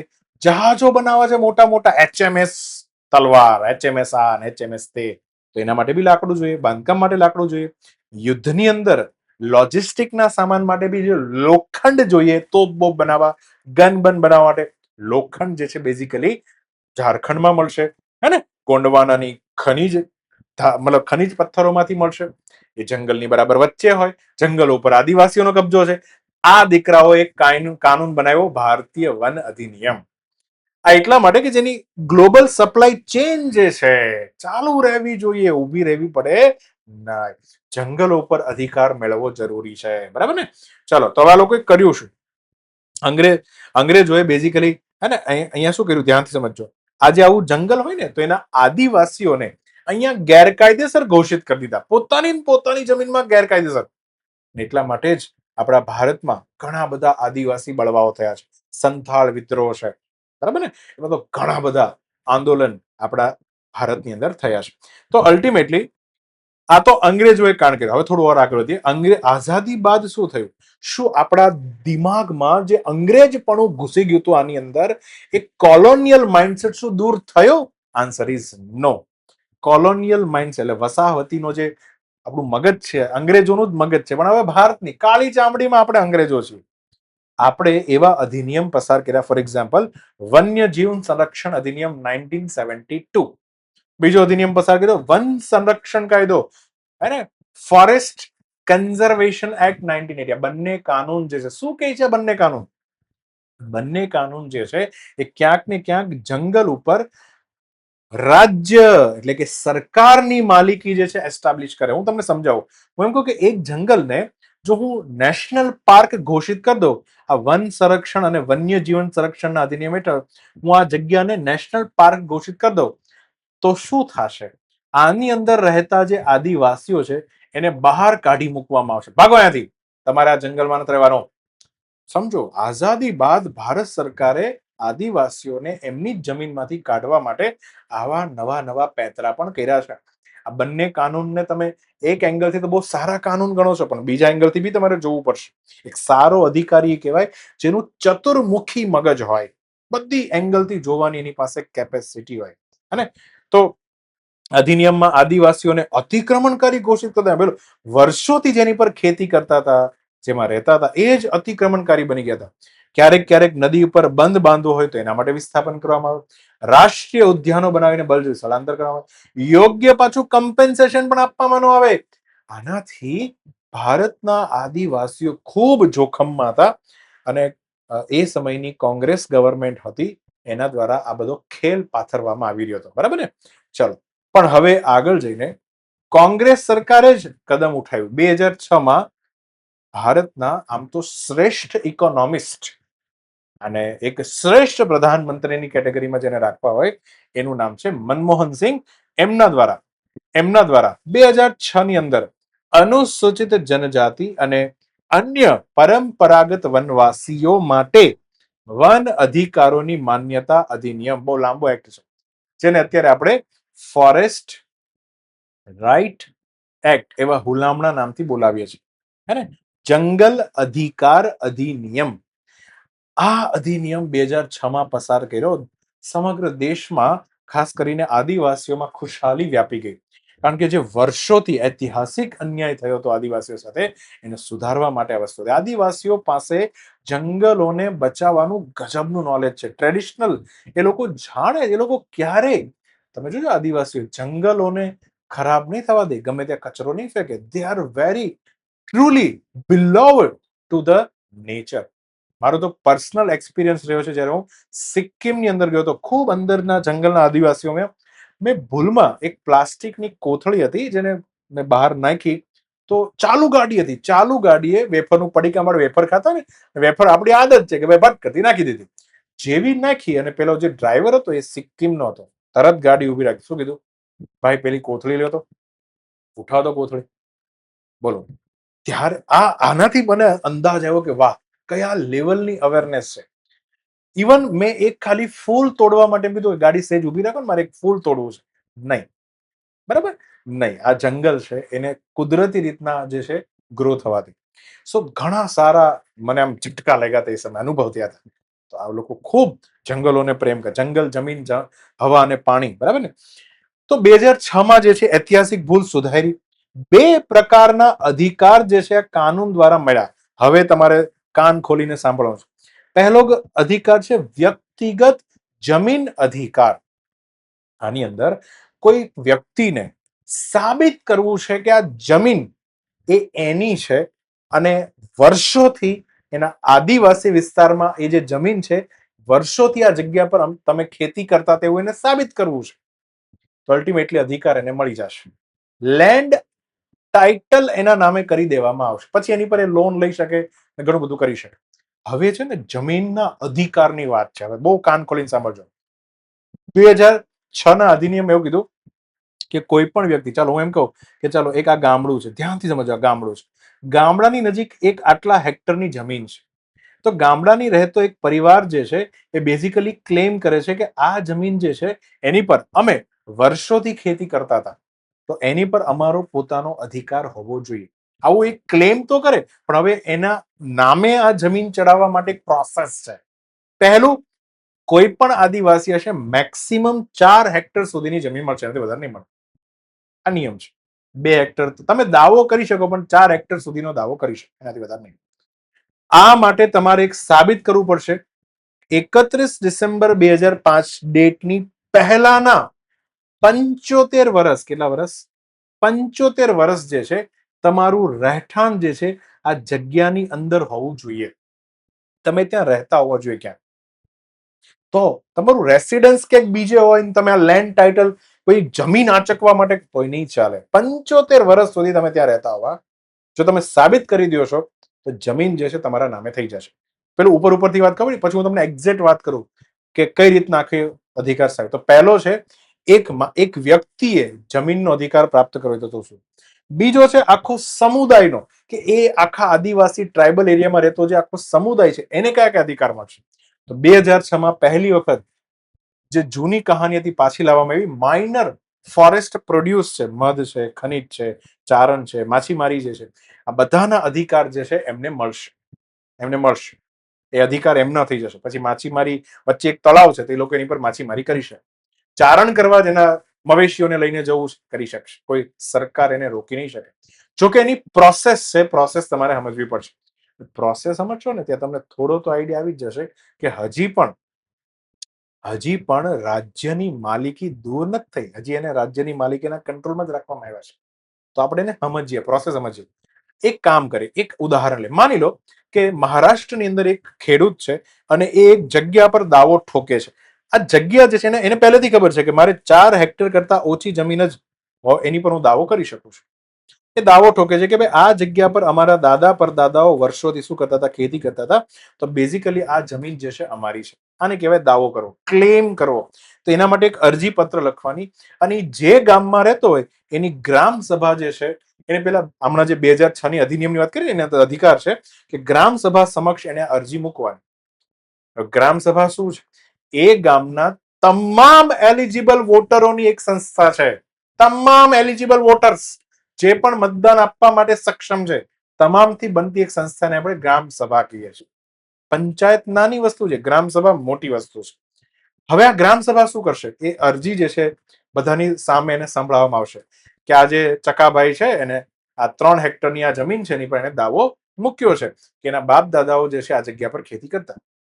હવે અહીંયા ગ્રામ સભાએ એક ફોરેસ્ટ રાઇટ કમિટી બનાવી, એક સમિતિ બનાવી, પોતાના જ ગ્રામ સભાના મેમ્બરોમાંથી એક સમિતિ બનાવશે. આ સમિતિ બેઝિકલી જે છે ડિસિઝન લેશે. શું ડિસિઝન લેશે? એક ચુકાદો આપશે કે ખરેખર 4 હેક્ટર, 3 હેક્ટર, 3.5 હેક્ટર, કેટલા હેક્ટર, આ દાવો સાચો છે ખોટો છે પૂછશે આજુબાજુ બધાને, ચેક કરશે ખરેખર અહીંયા રહેતા હતા કે નહોતા રહેતા. એટલે ફોરેસ્ટ રાઇટ કમિટી જે છે પોતાનો શું આપશે? ચુકાદો. ચલો માની લો કે એને ચુકાદો આપી દીધો. શું ચુકાદો આપ્યો? કે હા ભાઈ ચક્કો છે ને, ચકા આ જમીન જે છે તારી છે, કારણ કે ચકાના પપ્પા એટલે કે પોપટભાઈ જે છે એ પણ આની અંદર ખેતી કરતા હતા. હવે જે ચુકાદો છે એ ચુકાદો ક્યાં મોકલવાનો? તો એને તાલુકા લેવલ એટલે કે સબ ડિવિઝનલ લેવલ ઉપર એક અલગ કમિટી હોય એની અંદર મોકલવાનો. ત્યાં અમુક મેમ્બર હોય, અમુક તાલુકા પંચાયતમાંથી આવે, અમુક તાલુકા ડેવલપમેન્ટ ઓફિસ એટલે કે અધિકારી આવે, ભેગા થઈને આ કમિટી બનાવે. આની અંદર ઓફિસર હોય, અધિકારી હોય, પંચાયતના મેમ્બર બી હોય, પણ આ બધા ભેગા થઈને ચુકાદા ઉપર જે છે ચર્ચા વિચારણા કરે, પછી આને મોકલવાનો ઉપર. ત્યાં છે ડિસ્ટ્રિક્ટ લેવલ કમિટી. અંતિમ સત્તા જે છે ડીએલસી પાસે છે. જો એ હા પાડી દે કે યસ ચકાભાઈની જ આ જમીન છે, તો અલ્ટિમેટલી ચકાભાઈના ખાતે આ જમીન ચડી જાય. સમજ પડી ગઈ ને તમને? ચાલો, તો અહીંયા ઈ સમજવું પડે ને કે જેની પાસે અફલાતૂન અધિકાર છે, જમીન આપવાનો અધિકાર છે, આની અંદર કોણ કોણ મેમ્બર હોય? સૌથી પહેલા ડીએલસી ના ચેરમેન કોણ હોય? કલેક્ટર સાહેબ પોતે. હવે કલેક્ટર જે છે કોની આંગળી પર નાચતા હોય? આમ તો સમજ છે, બધાને ખબર છે, એ કોઈને કોઈ મંત્રીની આંગળી પર નાચતા હોય. આવી ગયું ને રાજ્ય, આવી ગઈ ને સરકાર, બરાબર ને?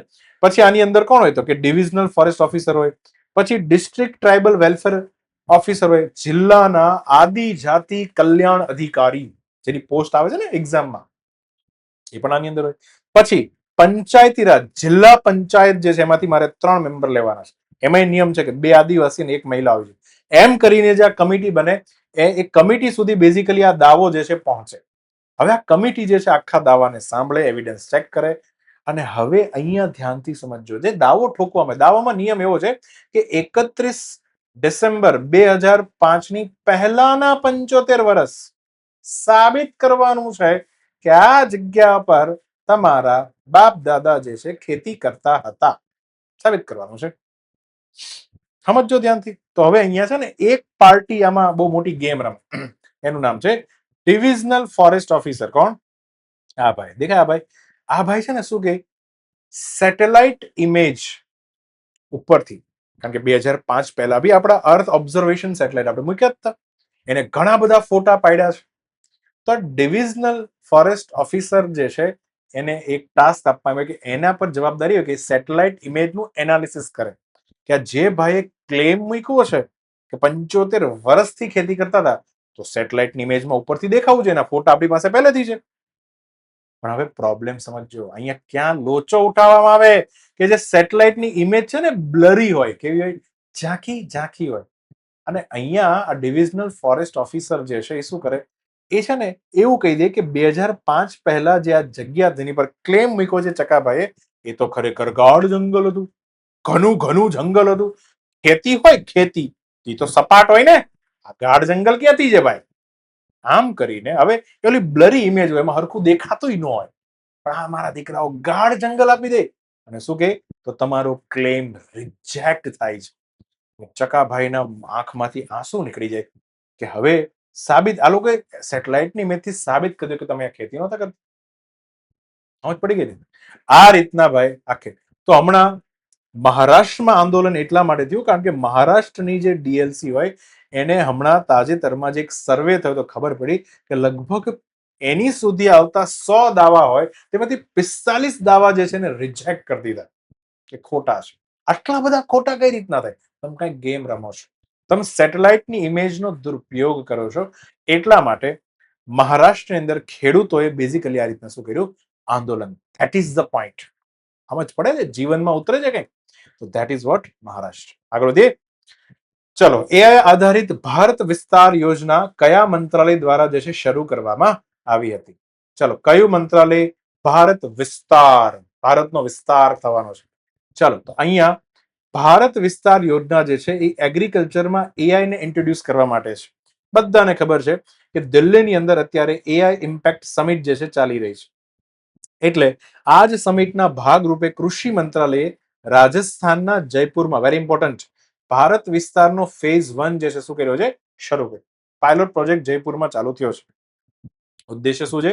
એઆઈ નો ઉપયોગ કરીને ખેડૂતો જે છે એને ડિજિટલી બનાવવા સશક્ત. આમાં શું કરવામાં આવશે? ખેડૂતો મોબાઈલ અથવા તો સ્માર્ટફોન દ્વારા કૃષિ સંબંધિત પ્રશ્નો જે છે એપમાં પૂછશે, તરત જ એઆઈ જનરેટેડ એને શું આપવામાં આવશે? ઉકેલ. કારણ કે પહેલેથી ડેટા ફીડ કરીને રાખ્યો હોય કે કેવી જમીન તો હોય તો કેવો પાક લેવો જોઈએ, હમણાં વાવાઝોડું આવે છે આમને તેમ વગેરે વગેરે. હાલમાં 2 ભાષામાં જવાબ ઉપલબ્ધ છે. આગળ જઈને 11 ભાષાઓમાં આ એપ જે છે ભારત વિસ્તાર એને ઇન્ટ્રોડ્યુસ કરવામાં આવશે. ભારતની બહુ મોટી એપ બનવા જઈ રહી છે, હે ને? તો અહીંયા આન્સર આવશે કૃષિ મંત્રાલય. India AI impact summit Atal innovation mission દ્વારા લોન્ચ કરાયેલ કોફી ટેબલ બુકનું શીર્ષક જે છે શું છે? અટલ ઇનોવેશન મિશન અને ભારતનું નીતિ આયોગ હેઠળ ચાલતું એમ્બિશિયસ મિશન છે, જેને એક કોફી ટેબલ બુકનું શું કર્યું છે? શીર્ષક, મતલબ કોફી ટેબલ બુક જે છે એ લોન્ચ કરી છે. હવે એનું ટાઇટલ તમારે કહેવાનું છે. એનું ટાઇટલ શું છે? જો કોફી ટેબલ બુક ને કે આપણે કોઈ પણ જગ્યા પર આવું કોફી પીવા માટેનું ટેબલ હોય ને, ત્યાં આવી ચોપડીઓ પડી હોય જેને લોકો જનરલી વાંચે ફોર અમે કહેવાય ને કે જાણવાના પર્પઝ માટે કે આ શું છે. તો તાજેતરમાં અટલ ઇનોવેશન મિશન દ્વારા એઆઈ પ્રિનિયર્સ ઓફ ઇન્ડિયા નામની એક કોફી ટેબલ બુકનું શું કરવામાં લોન્ચિંગ. અટલ ઇનોવેશન નીતિ આયોગ હેઠળ ચાલે છે. આ બુકનું ટાઇટલ છે ઇન્ડિયા એઆઈ ઇમ્પેક્ટ સમિટ 2026 ના ભાગરૂપે. એમાં 45 જેટલા ભારતના સ્ટાર્ટઅપની કહાની. પણ કયું સ્ટાર્ટઅપ? બધા સ્ટાર્ટઅપ નોર્મલ નહીં, એવા સ્ટાર્ટઅપ કે જે अटल इंक्यूबेशन सेंटर માંથી પસંદ થયા હોય. अब ये समझाओ भैया, ये ઇન્ક્યુબેશન વા કા હે? અરે ઇન્ક્યુબેશન એટલે શું થાય? જ્યારે કોઈ નાનું બાળક હોય ને, સમજો હું તમને સમજાવું, એને ઇન્ક્યુબેશન સેન્ટરમાં કોઈ બાળક માની લો 9 મહિના પહેલા 8 મહિને જે છે ડિલિવરી થઈ જાય, કે બાળકને એક નાની એવી પેટીની અંદર રાખવામાં આવે કે જેથી એનો ગ્રોથ સારો થાય, એને કહેવાય ઇન્ક્યુબેશન સેન્ટર. કોઈ પણ એક શરૂઆતનું જે એક સાહસ એક વ્યક્તિ લે છે, મારે એક નવું સ્ટાર્ટઅપ ખોલવું છે, હવે ધીરે ધીરે આગળ વધતો હોય, એને ઘણી બધી રિક્વાયર, એને ફેસિલિટી, સુવિધા, ટેકાની જરૂર પડે. ક્યાંક સાહસ મરી ન જાય, પૈસાના અભાવે ન મરી જાય. ક્યારેક ક્યારેક કોઈ વ્યક્તિ સાહસ કરે, ધંધો નવો ચાલુ કરે, પણ એને કોઈ સારી એડવાઇસ આપવા વાળું ન હોય તો પણ એ સાહસ બંધ કરી દે. આવું ન થાય એટલા માટે નીતિ આયોગે અટલ ઇન્ક્યુબેશન સેન્ટર ખોલ્યા છે અલગ અલગ જગ્યા પર. તમારી પાસે કોઈ નવો આઈડિયા હોય, તમારે આ સેન્ટરમાં જવાનું, તો સેન્ટર એ આઈડિયા રિલેટેડ તમને બધું ગાઈડન્સ આપે કે કઈ રીતના તમે આને ભારતની કંપનીઝ એક્ટમાં રજીસ્ટર્ડ કરાવી શકો, કઈ રીતના તમે આમાં એન્જલ ટેક્સથી બચી શકો, કઈ રીતના તમારે મેનેજ, બધું જ તમને એક ફોર્મલ કંપની બનાવવા માટે જે જરૂરી બધું સમજાવે. ત્યાં નાનું બચ્ચું જે છે એને એક સહાય મળે, ઇન્ક્યુબેશન સેન્ટર કહેવાય. આવડી ને? ચાલો, તો અલ્ટિમેટલી અટલ ઇનોવેશન મિશન વિશે મારે જો વાત કરવી હોય તો 2016માં લોન્ચ થયું હતું, નીતિ આયોગ હેઠળ હતું. આનો હેતુ છે સમગ્ર ભારતમાં નવીનતા અને ઉદ્યોગ સાહસિકતા, નવીનતા એટલે ઇનોવેશન, કંઈક નવું જાણવાની વૃત્તિ, અને ઉદ્યોગ સાહસિકતા એટલે કહેવાય એન્ટરપ્રિન્યોરશિપ, આની સંસ્કૃતિ ભારતમાં ડેવલપ થઈ. ભારતના છોકરાઓ પઢાકુ પોપટિયા બનવા જોઈએ નહીં, કંઈક નવા જુગાડુ બનવા જોઈએ, ઇનોવેટિવ આઈડિયાઝ એની પાસે હોય. એના માટે અટલ ઇનોવેશનના મુખ્ય કાર્યક્રમો 3 છે. પહેલું અટલ ટિંકરિંગ લેબ, બીજું હમણાં જે વાત કરીએ અટલ ઇન્ક્યુબેશન સેન્ટર, ત્રીજું અટલ કમ્યુનિટી ઇનોવેશન સેન્ટર. આ પણ એક સેન્ટર ચાલે છે. પેલા 3 ની વાત સમજીએ.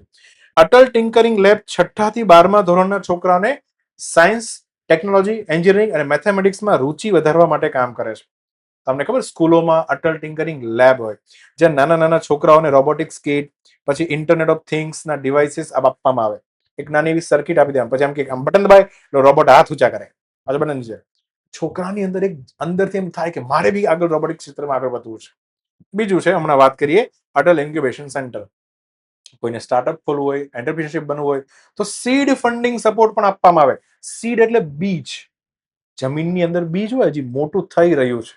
ઇન્ક્યુબેશન જરૂર પડે ને, ફંડિંગની જરૂર પડે, પૈસો જોઈએ ભાઈ. તો આ છે ને ઇન્ક્યુબેશન સેન્ટર પૈસો ન આપે. ઇન્ક્યુબેશન સેન્ટર એવા ઘણા બધા એવી ફંડ કંપની હોય, સીડ ફંડ કંપની, જે આવા નવા નવા સાહસિકોમાં પોતાનો હિસ્સો લે અને પૈસા આપે. જેમ તમે પેલું સોની ટીવી પર નથી આવતું સ્ટાર્ટઅપ માટેનો આખો પ્રોગ્રામ, જોયો હશે ને? હા, શાર્ક ટેન્ક ઇન્ડિયા, આની જેમ. તો ફંડિંગ ક્યાંથી મળશે એનો સપોર્ટ આપવામાં આવે. બીજું, એને નેટવર્કિંગ કઈ રીતના વધારવું, પોતાની પ્રોડક્ટ ક્યાં ક્યાં વેચી શકે, બધું જ શીખવાડવામાં આવે. બીજું, અટલ કમ્યુનિટી ઇનોવેશન સેન્ટર, આખી કમ્યુનિટી વાત છે. આમાં તો ટાયર 2, ટાયર 3 ના શહેરો અને ગ્રામીણ વિસ્તાર બધા ભેગા થઈ આ બધા શહેરોને વિસ્તારોની અંદર, હવે ટાયર 2 અને ટાયર 3 એટલે લોઅર એરિયા થઈ ગયો. ટાયર 1 એટલે ઊંચો એરિયા, મેટ્રો સિટી. ટાયર 2 એનાથી નીચે, ટાયર 3 એનાથી નીચે, અને ગ્રામીણ વિસ્તાર. આ બધા વંચિત વિસ્તારોમાં નવીનતાને પ્રોત્સાહન આપવા માટે ખાસ ધ્યાનથી સમજો, Atal community and innovation centre હોય છે. એ અલગ હોય વંચિત વિસ્તારો માટે. હે ને? આવો છે ને ક્યારેક પ્રશ્ન પૂછી લે, મારા જેવા તો આવા જ સવાલ પૂછે, વંચિત વિસ્તારોમાં નવીનતાને પ્રોત્સાહન આપવા માટે કયું હોય? આન્સર આપો. બરાબર ને? ચાલો, તો અહીંયા આવશે કોફી ટેબલ બુકનું નામ એઆઈ પ્રેન્યોર્સ ઓફ ઇન્ડિયા. ઓકે, આગળ વધે. ઇન્ડિયા એઆઈ ઇમ્પેક્ટ સમિટમાં આ ટચુકડોભાઈ જે છે સૌથી નાની વયનો જે છે વક્તા બની ગયો છે, સ્પીકર બની ગયો છે. બરાબર ને? ચાલો, તો આનું નામ જે છે 8 વર્ષનો કોડર, કોડિંગ કરતા આને આવડે છે, બોલો, રણવીર સચદેવ. નવી પેઢી ખતરનાક છે, હે ને? આલ્ફા જનરેશન, બીટા જનરેશન, નાની ઉંમરથી કોડિંગ કરે છે. બરાબર? હા. સો ઇન્ડિયા એઆઈ ઇમ્પેક્ટ સમિટ 2026માં એક નાની ઉંમરનો વ્યક્તિ, આને ભારત મંડપની એક સમિટમાં વ્યક્તાની અંદર એને એ કીધું કે ભારતની જે પ્રાચીન ફિલોસોફી, પ્રાચીન જ્ઞાન, એને આધુનિક એઆઈ સાથે કઈ રીતના જોડી શકાય, એના વિચારો એને શું કર્યા, રજૂ કર્યા. હવે આમ તો સ્યુડો સાયન્સ આને કહેવાય. શું કહેવાય? Pseudo science. જે આમ પ્રાચીન ભારતમાં તો ક્યાં એઆઈ હશે, આપણને એમ સવાલ થાય કે ક્યાં એવી વાત હશે. પણ ક્યાંક ને ક્યાંક તમે જે છે આની જોડી શકો કે ભાઈ રાવણનું જે વિમાન જે છે આ રીતના ઓટોમેટિક ફ્લાય થતું હતું. બરાબર, હા, પુષ્પક વિમાન. કયું વિમાન? પુષ્પક વિમાન. તમે જો ટેસ્લા કાર છે એવી ઓટોમેટિક થતી હતી, પુષ્પક વિમાન એ બી ઓટોમેટિક. તો ભારતના પુરાણો અને ભારતની અંદર અને એઆઈ પહેલેથી હતું, એઆઈ ની ફિલોસોફી પહેલેથી હતી. મને તો આ થોડુંક ફેંકવું લાગે, મતલબ ગમે તેમ કરીને જોડવાની વાતો લાગે. બરાબર છે, ચલો. કારણ કે ઇમેજિનેશન ને તમે ફિલોસોફી જે છે કઈ રીતના કહી શકો, બટ સ્ટીલ અત્યારે આ જમાનો ચાલી રહ્યો છે, આ જમાનો છે સ્યુડો સાયન્સ. આને સ્યુડો સાયન્સ કહેવાય, હે ને, સ્યુડો સાયન્સ, જેમાં પ્રાચીન વસ્તુને આધુનિક સાથે જોડીને દેખાડવામાં આવે, લોકોને ખૂબ મજા આવે. બરાબર, ચાલો. તો આ યંગ એઆઈ પ્રોડીજી. અચ્છા, પ્રોડીજી ખબર છે શું છે? પ્રોડીજી કોને કહેવાય? પ્રોડીજી એટલે અદ્ભુત. કોઈ એવો છોકરો કે જે અદ્ભુત હોય, ખૂબ સરસ હોય, એને પ્રોડીજી કહેવામાં આવે. ઇંગ્લિશનો શબ્દ છે. તમને કદાચ ખબર હોય, જો તમે મારી જેમ પેલી ને વેબ સિરીઝના શોખીન હો, તો એક યુટ્યુબ ઉપર વેબ સિરીઝ એનું નામ છે કોટા ફેક્ટરી. શું નામ છે? કોટા ફેક્ટરી. અને હા, આની અંદર એક ક્લાસ હતો, એનું નામ હતું પ્રોડીજી ક્લાસ. કે તેરા પ્રોડીજી में एडमिशन हो गया? अरे भाई मेरा तो नहीं हुआ.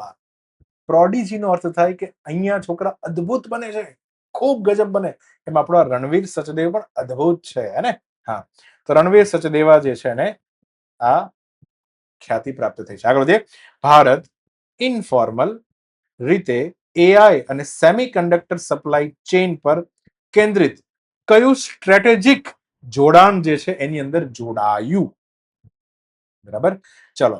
તો ભારત જે છે ઔપચારિક રીતે ફોર્મલી જે છે આ ચારમાંથી કયા બંધન? તો અમેરિકા દ્વારા ચાલતું પેક્સ સિલિકા જે છે આની અંદર ભારત જોડાઈ ગયું છે. આપણે બી તો સેમી કંડક્ટર બનાવવા છે, હે ને? હા, ચાલો. તો ભારતે પેક્સ સિલિકા ઘોષણા પત્ર પર શું કર્યા છે? હસ્તાક્ષર. આના માટે આપણા ભારતના રેલવે મંત્રી ત્યાં ગયા હતા, નામ હતું અશ્વિની વૈષ્ણવ. અમેરિકાના જેકબ હેલ્બર્ગ, બંને વચ્ચે હાજરીમાં હસ્તાક્ષર કરવામાં આવ્યા હતા. પેક્સ સિલિકા શું છે? 2025 ડિસેમ્બરમાં લોન્ચ થયું હતું. આની ઈચ્છા એ છે, આમ તો હું સાદી ને ચોખ્ખી ભાષામાં કહી દઉં કે આ ચાઇનાની વિરુદ્ધમાં આ સંગઠન બનાવવામાં આવ્યું છે. ચાઇના પાસે ક્રિટિકલી રેર અર્થ મિનરલ્સ જે છે પડ્યા છે, ખૂબ છે. તો એના બદલે એની સામે, એની અવેજીમાં જેટલા દેશ પાસે આવા મિનરલ્સ છે બધા ભેગા થાય અને એક પ્રકારે એક સંગઠન બનાવીને રાખે. બરાબર, જેથી આગળ જઈને કદાચ જો ચાઇના સપ્લાય રોકે તો આ બધા દેશ એકબીજાને શું આપી શકે? આ ક્રિટિકલ અર્થ મિનરલ જે છે એનો સપ્લાય આપી શકે, જેથી કોઈનો ધંધો ઉભો ન રહે, સપ્લાય ચેઇન સુરક્ષિત રહે. અને તો સેમિકન્ડક્ટર માટે એક તો આમાં કામ કરવાનું છે, દુર્લભ ખનિજોનો સપ્લાય રહેવો જોઈએ અને કૃત્રિમ બુદ્ધિમત્તાની અંદર પણ કામ કરવાનું છે. તો આના માટે એક ગઠબંધન છે પેક્સ સિલિકા. બરાબર ને? આની અંદર ભારત તો હવે મેમ્બર બની ગયું છે. આ ઉપરાંત કેટલા મેમ્બર છે તમે અહીંયા જોઈ શકો છો. આમાં કયું નહીં હોય? ચાઇના તો નહીં જ હોય, કારણ કે એની અગેન્સ્ટમાં છે. ભારત માટે કેમ જરૂર? કારણ કે ભારત 10 જેટલા સેમિકન્ડક્ટર પ્લાન્ટ જે છે વિકસાવી રહ્યો છે. એક પ્લાન્ટ તો તમને ખબર જ છે, ધોલેરાની અંદર આપણા ટાટાનો પ્લાન્ટ છે. ભારત જે છે 2 નેનોમીટરની ચીપ ટેકનોલોજી ઉપર પણ કામ કરી રહ્યો છે. ભાઈ એટલું યાદ રાખજો, જેટલા નેનોમીટર ઓછા એટલા વધારે ટ્રાન્ઝિસ્ટર જે છે એ એક ચીપ ઉપર તમે લગાવી શકો છો. એટલા વધારે સેમિકન્ડક્ટર વાળા ટ્રાન્ઝિસ્ટર, કારણ કે ટ્રાન્ઝિસ્ટરમાં તો પીએનપી, હે ને, પીએનપી અને એનપીએન પ્રકારના શું હોય છે? ટ્રાન્ઝિસ્ટર. તો આ જે છે એ વધુ લાગી શકે, કારણ કે 2 નેનોમીટર છે, તો હજી આને હું 1 નેનોમીટર તો ઓર વધારે ટ્રાન્ઝિસ્ટર લાગે. વધારે જેટલા તો વધારે 0101 થઈ શકે, વધારે 0101 થઈ શકે, તો વધારે ડેટા પ્રોસેસ કરી શકાય, હે ને? અને વધારે પડતી એપ્લિકેશનો જે છે સ્મૂથલી ચાલશે. તો જેટલા નેનોમીટર સારા, એટલું તમારા ફોન, મોબાઈલ ફોન, પછી કમ્પ્યુટર, લેપટોપ, આની અંદર તમારે ચીપની સાઇઝ ચેક કરવાની. જેટલા નેનોમીટર ઓછા હશે એટલો તમને ફાયદો થશે. એપલ કંપની જે M1, M2, M3, M4 બધી ચીપો બનાવે છે, આમાં 2 નેનોમીટર, 4 નેનોમીટર એવી બહુ જ નાની ચીપો ફિટ કરવામાં આવે છે. બરાબર ને? તો એટલા માટે ફાયદો વધારે થાય, વધારે ડેટા પ્રોસેસ કરી શકે, કારણ કે જગ્યાની ખૂબ કમી છે. અમારે વધારેમાં વધારે ટ્રાન્ઝિસ્ટર એમાં ફિટ કરવા છે. બરાબર ને? ચાલો, અહીંયા આન્સર આવશે પેક્સ સિલિકા. આગળ વધીએ. તાજેતરમાં કયા રાજ્યને નક્સલવાદી પ્રવૃત્તિઓથી સંપૂર્ણપણે મુક્ત જાહેર કરવામાં આવ્યું છે? મુક્ત થઈ ગયું. કયું રાજ્ય? હા, તમારે આ રાજ્યની કહાની મેં આગળ પણ વાત કરી, પાછો આવ્યો ન્યૂટન કરીને મૂવી છે, જોજો, ખાસ જોજો. ઇલેક્શન કમિશન ઓફ ઇન્ડિયા અને નક્સલવાદ બંને વચ્ચે જે ઇશ્યુ થાય છે, એક નક્સલ પ્રોન એરિયામાં ઇલેક્શન કરાવવું ઇઝ વેરી ડિફિકલ્ટ. આજે પણ કોઈની જો જોબ ત્યાં લાગી તો એ વ્યક્તિ જે છે રજા ઉપર ઉતરી જાય, બરાબર. એ પિક્ચરમાં દેખાડે, બિહારથી જ આમ તો શરૂઆત થાય છે, જોજો, બરાબર ને. તો આની અંદર ખાસ કરીને નક્સલવાદી પ્રવૃત્તિ આપણે બિહારમાંથી. હવે સમજીએ આખો ખેલ શું છે. તો તાજેતરમાં બિહારનો એક જિલ્લો છે મુંગેર, એમાં છેલ્લો સશસ્ત્ર માઓવાદી નામનો કોઈ હશે નેતા, એને પોતે હું લઈ લીધી, શરણાગતિ આપી દીધી, હું સરેન્ડર થાવ છું. એટલા માટે હવે બિહાર જે છે સત્તાવાર રીતના નક્સલી પ્રવૃત્તિમાંથી શું જાહેર થયું, મુક્ત. અમિત શાહ જે છે ગૃહ મંત્રાલય હેઠળ આખું કાર્ય હતું. અમિત શાહે શપથ લીધેલી કે હું નક્સલવાદને ભારતમાંથી ખતમ કરીને જ રહીશ. બહુ જરૂરી છે. બિહારના 23 જેટલા જિલ્લા હવે શું છે, નક્સલ મુક્ત થઈ ગયા છે. આમ તો 2025 થી બિહારમાં કોઈ નક્સલવાદની ઘટના નોંધાણી નથી.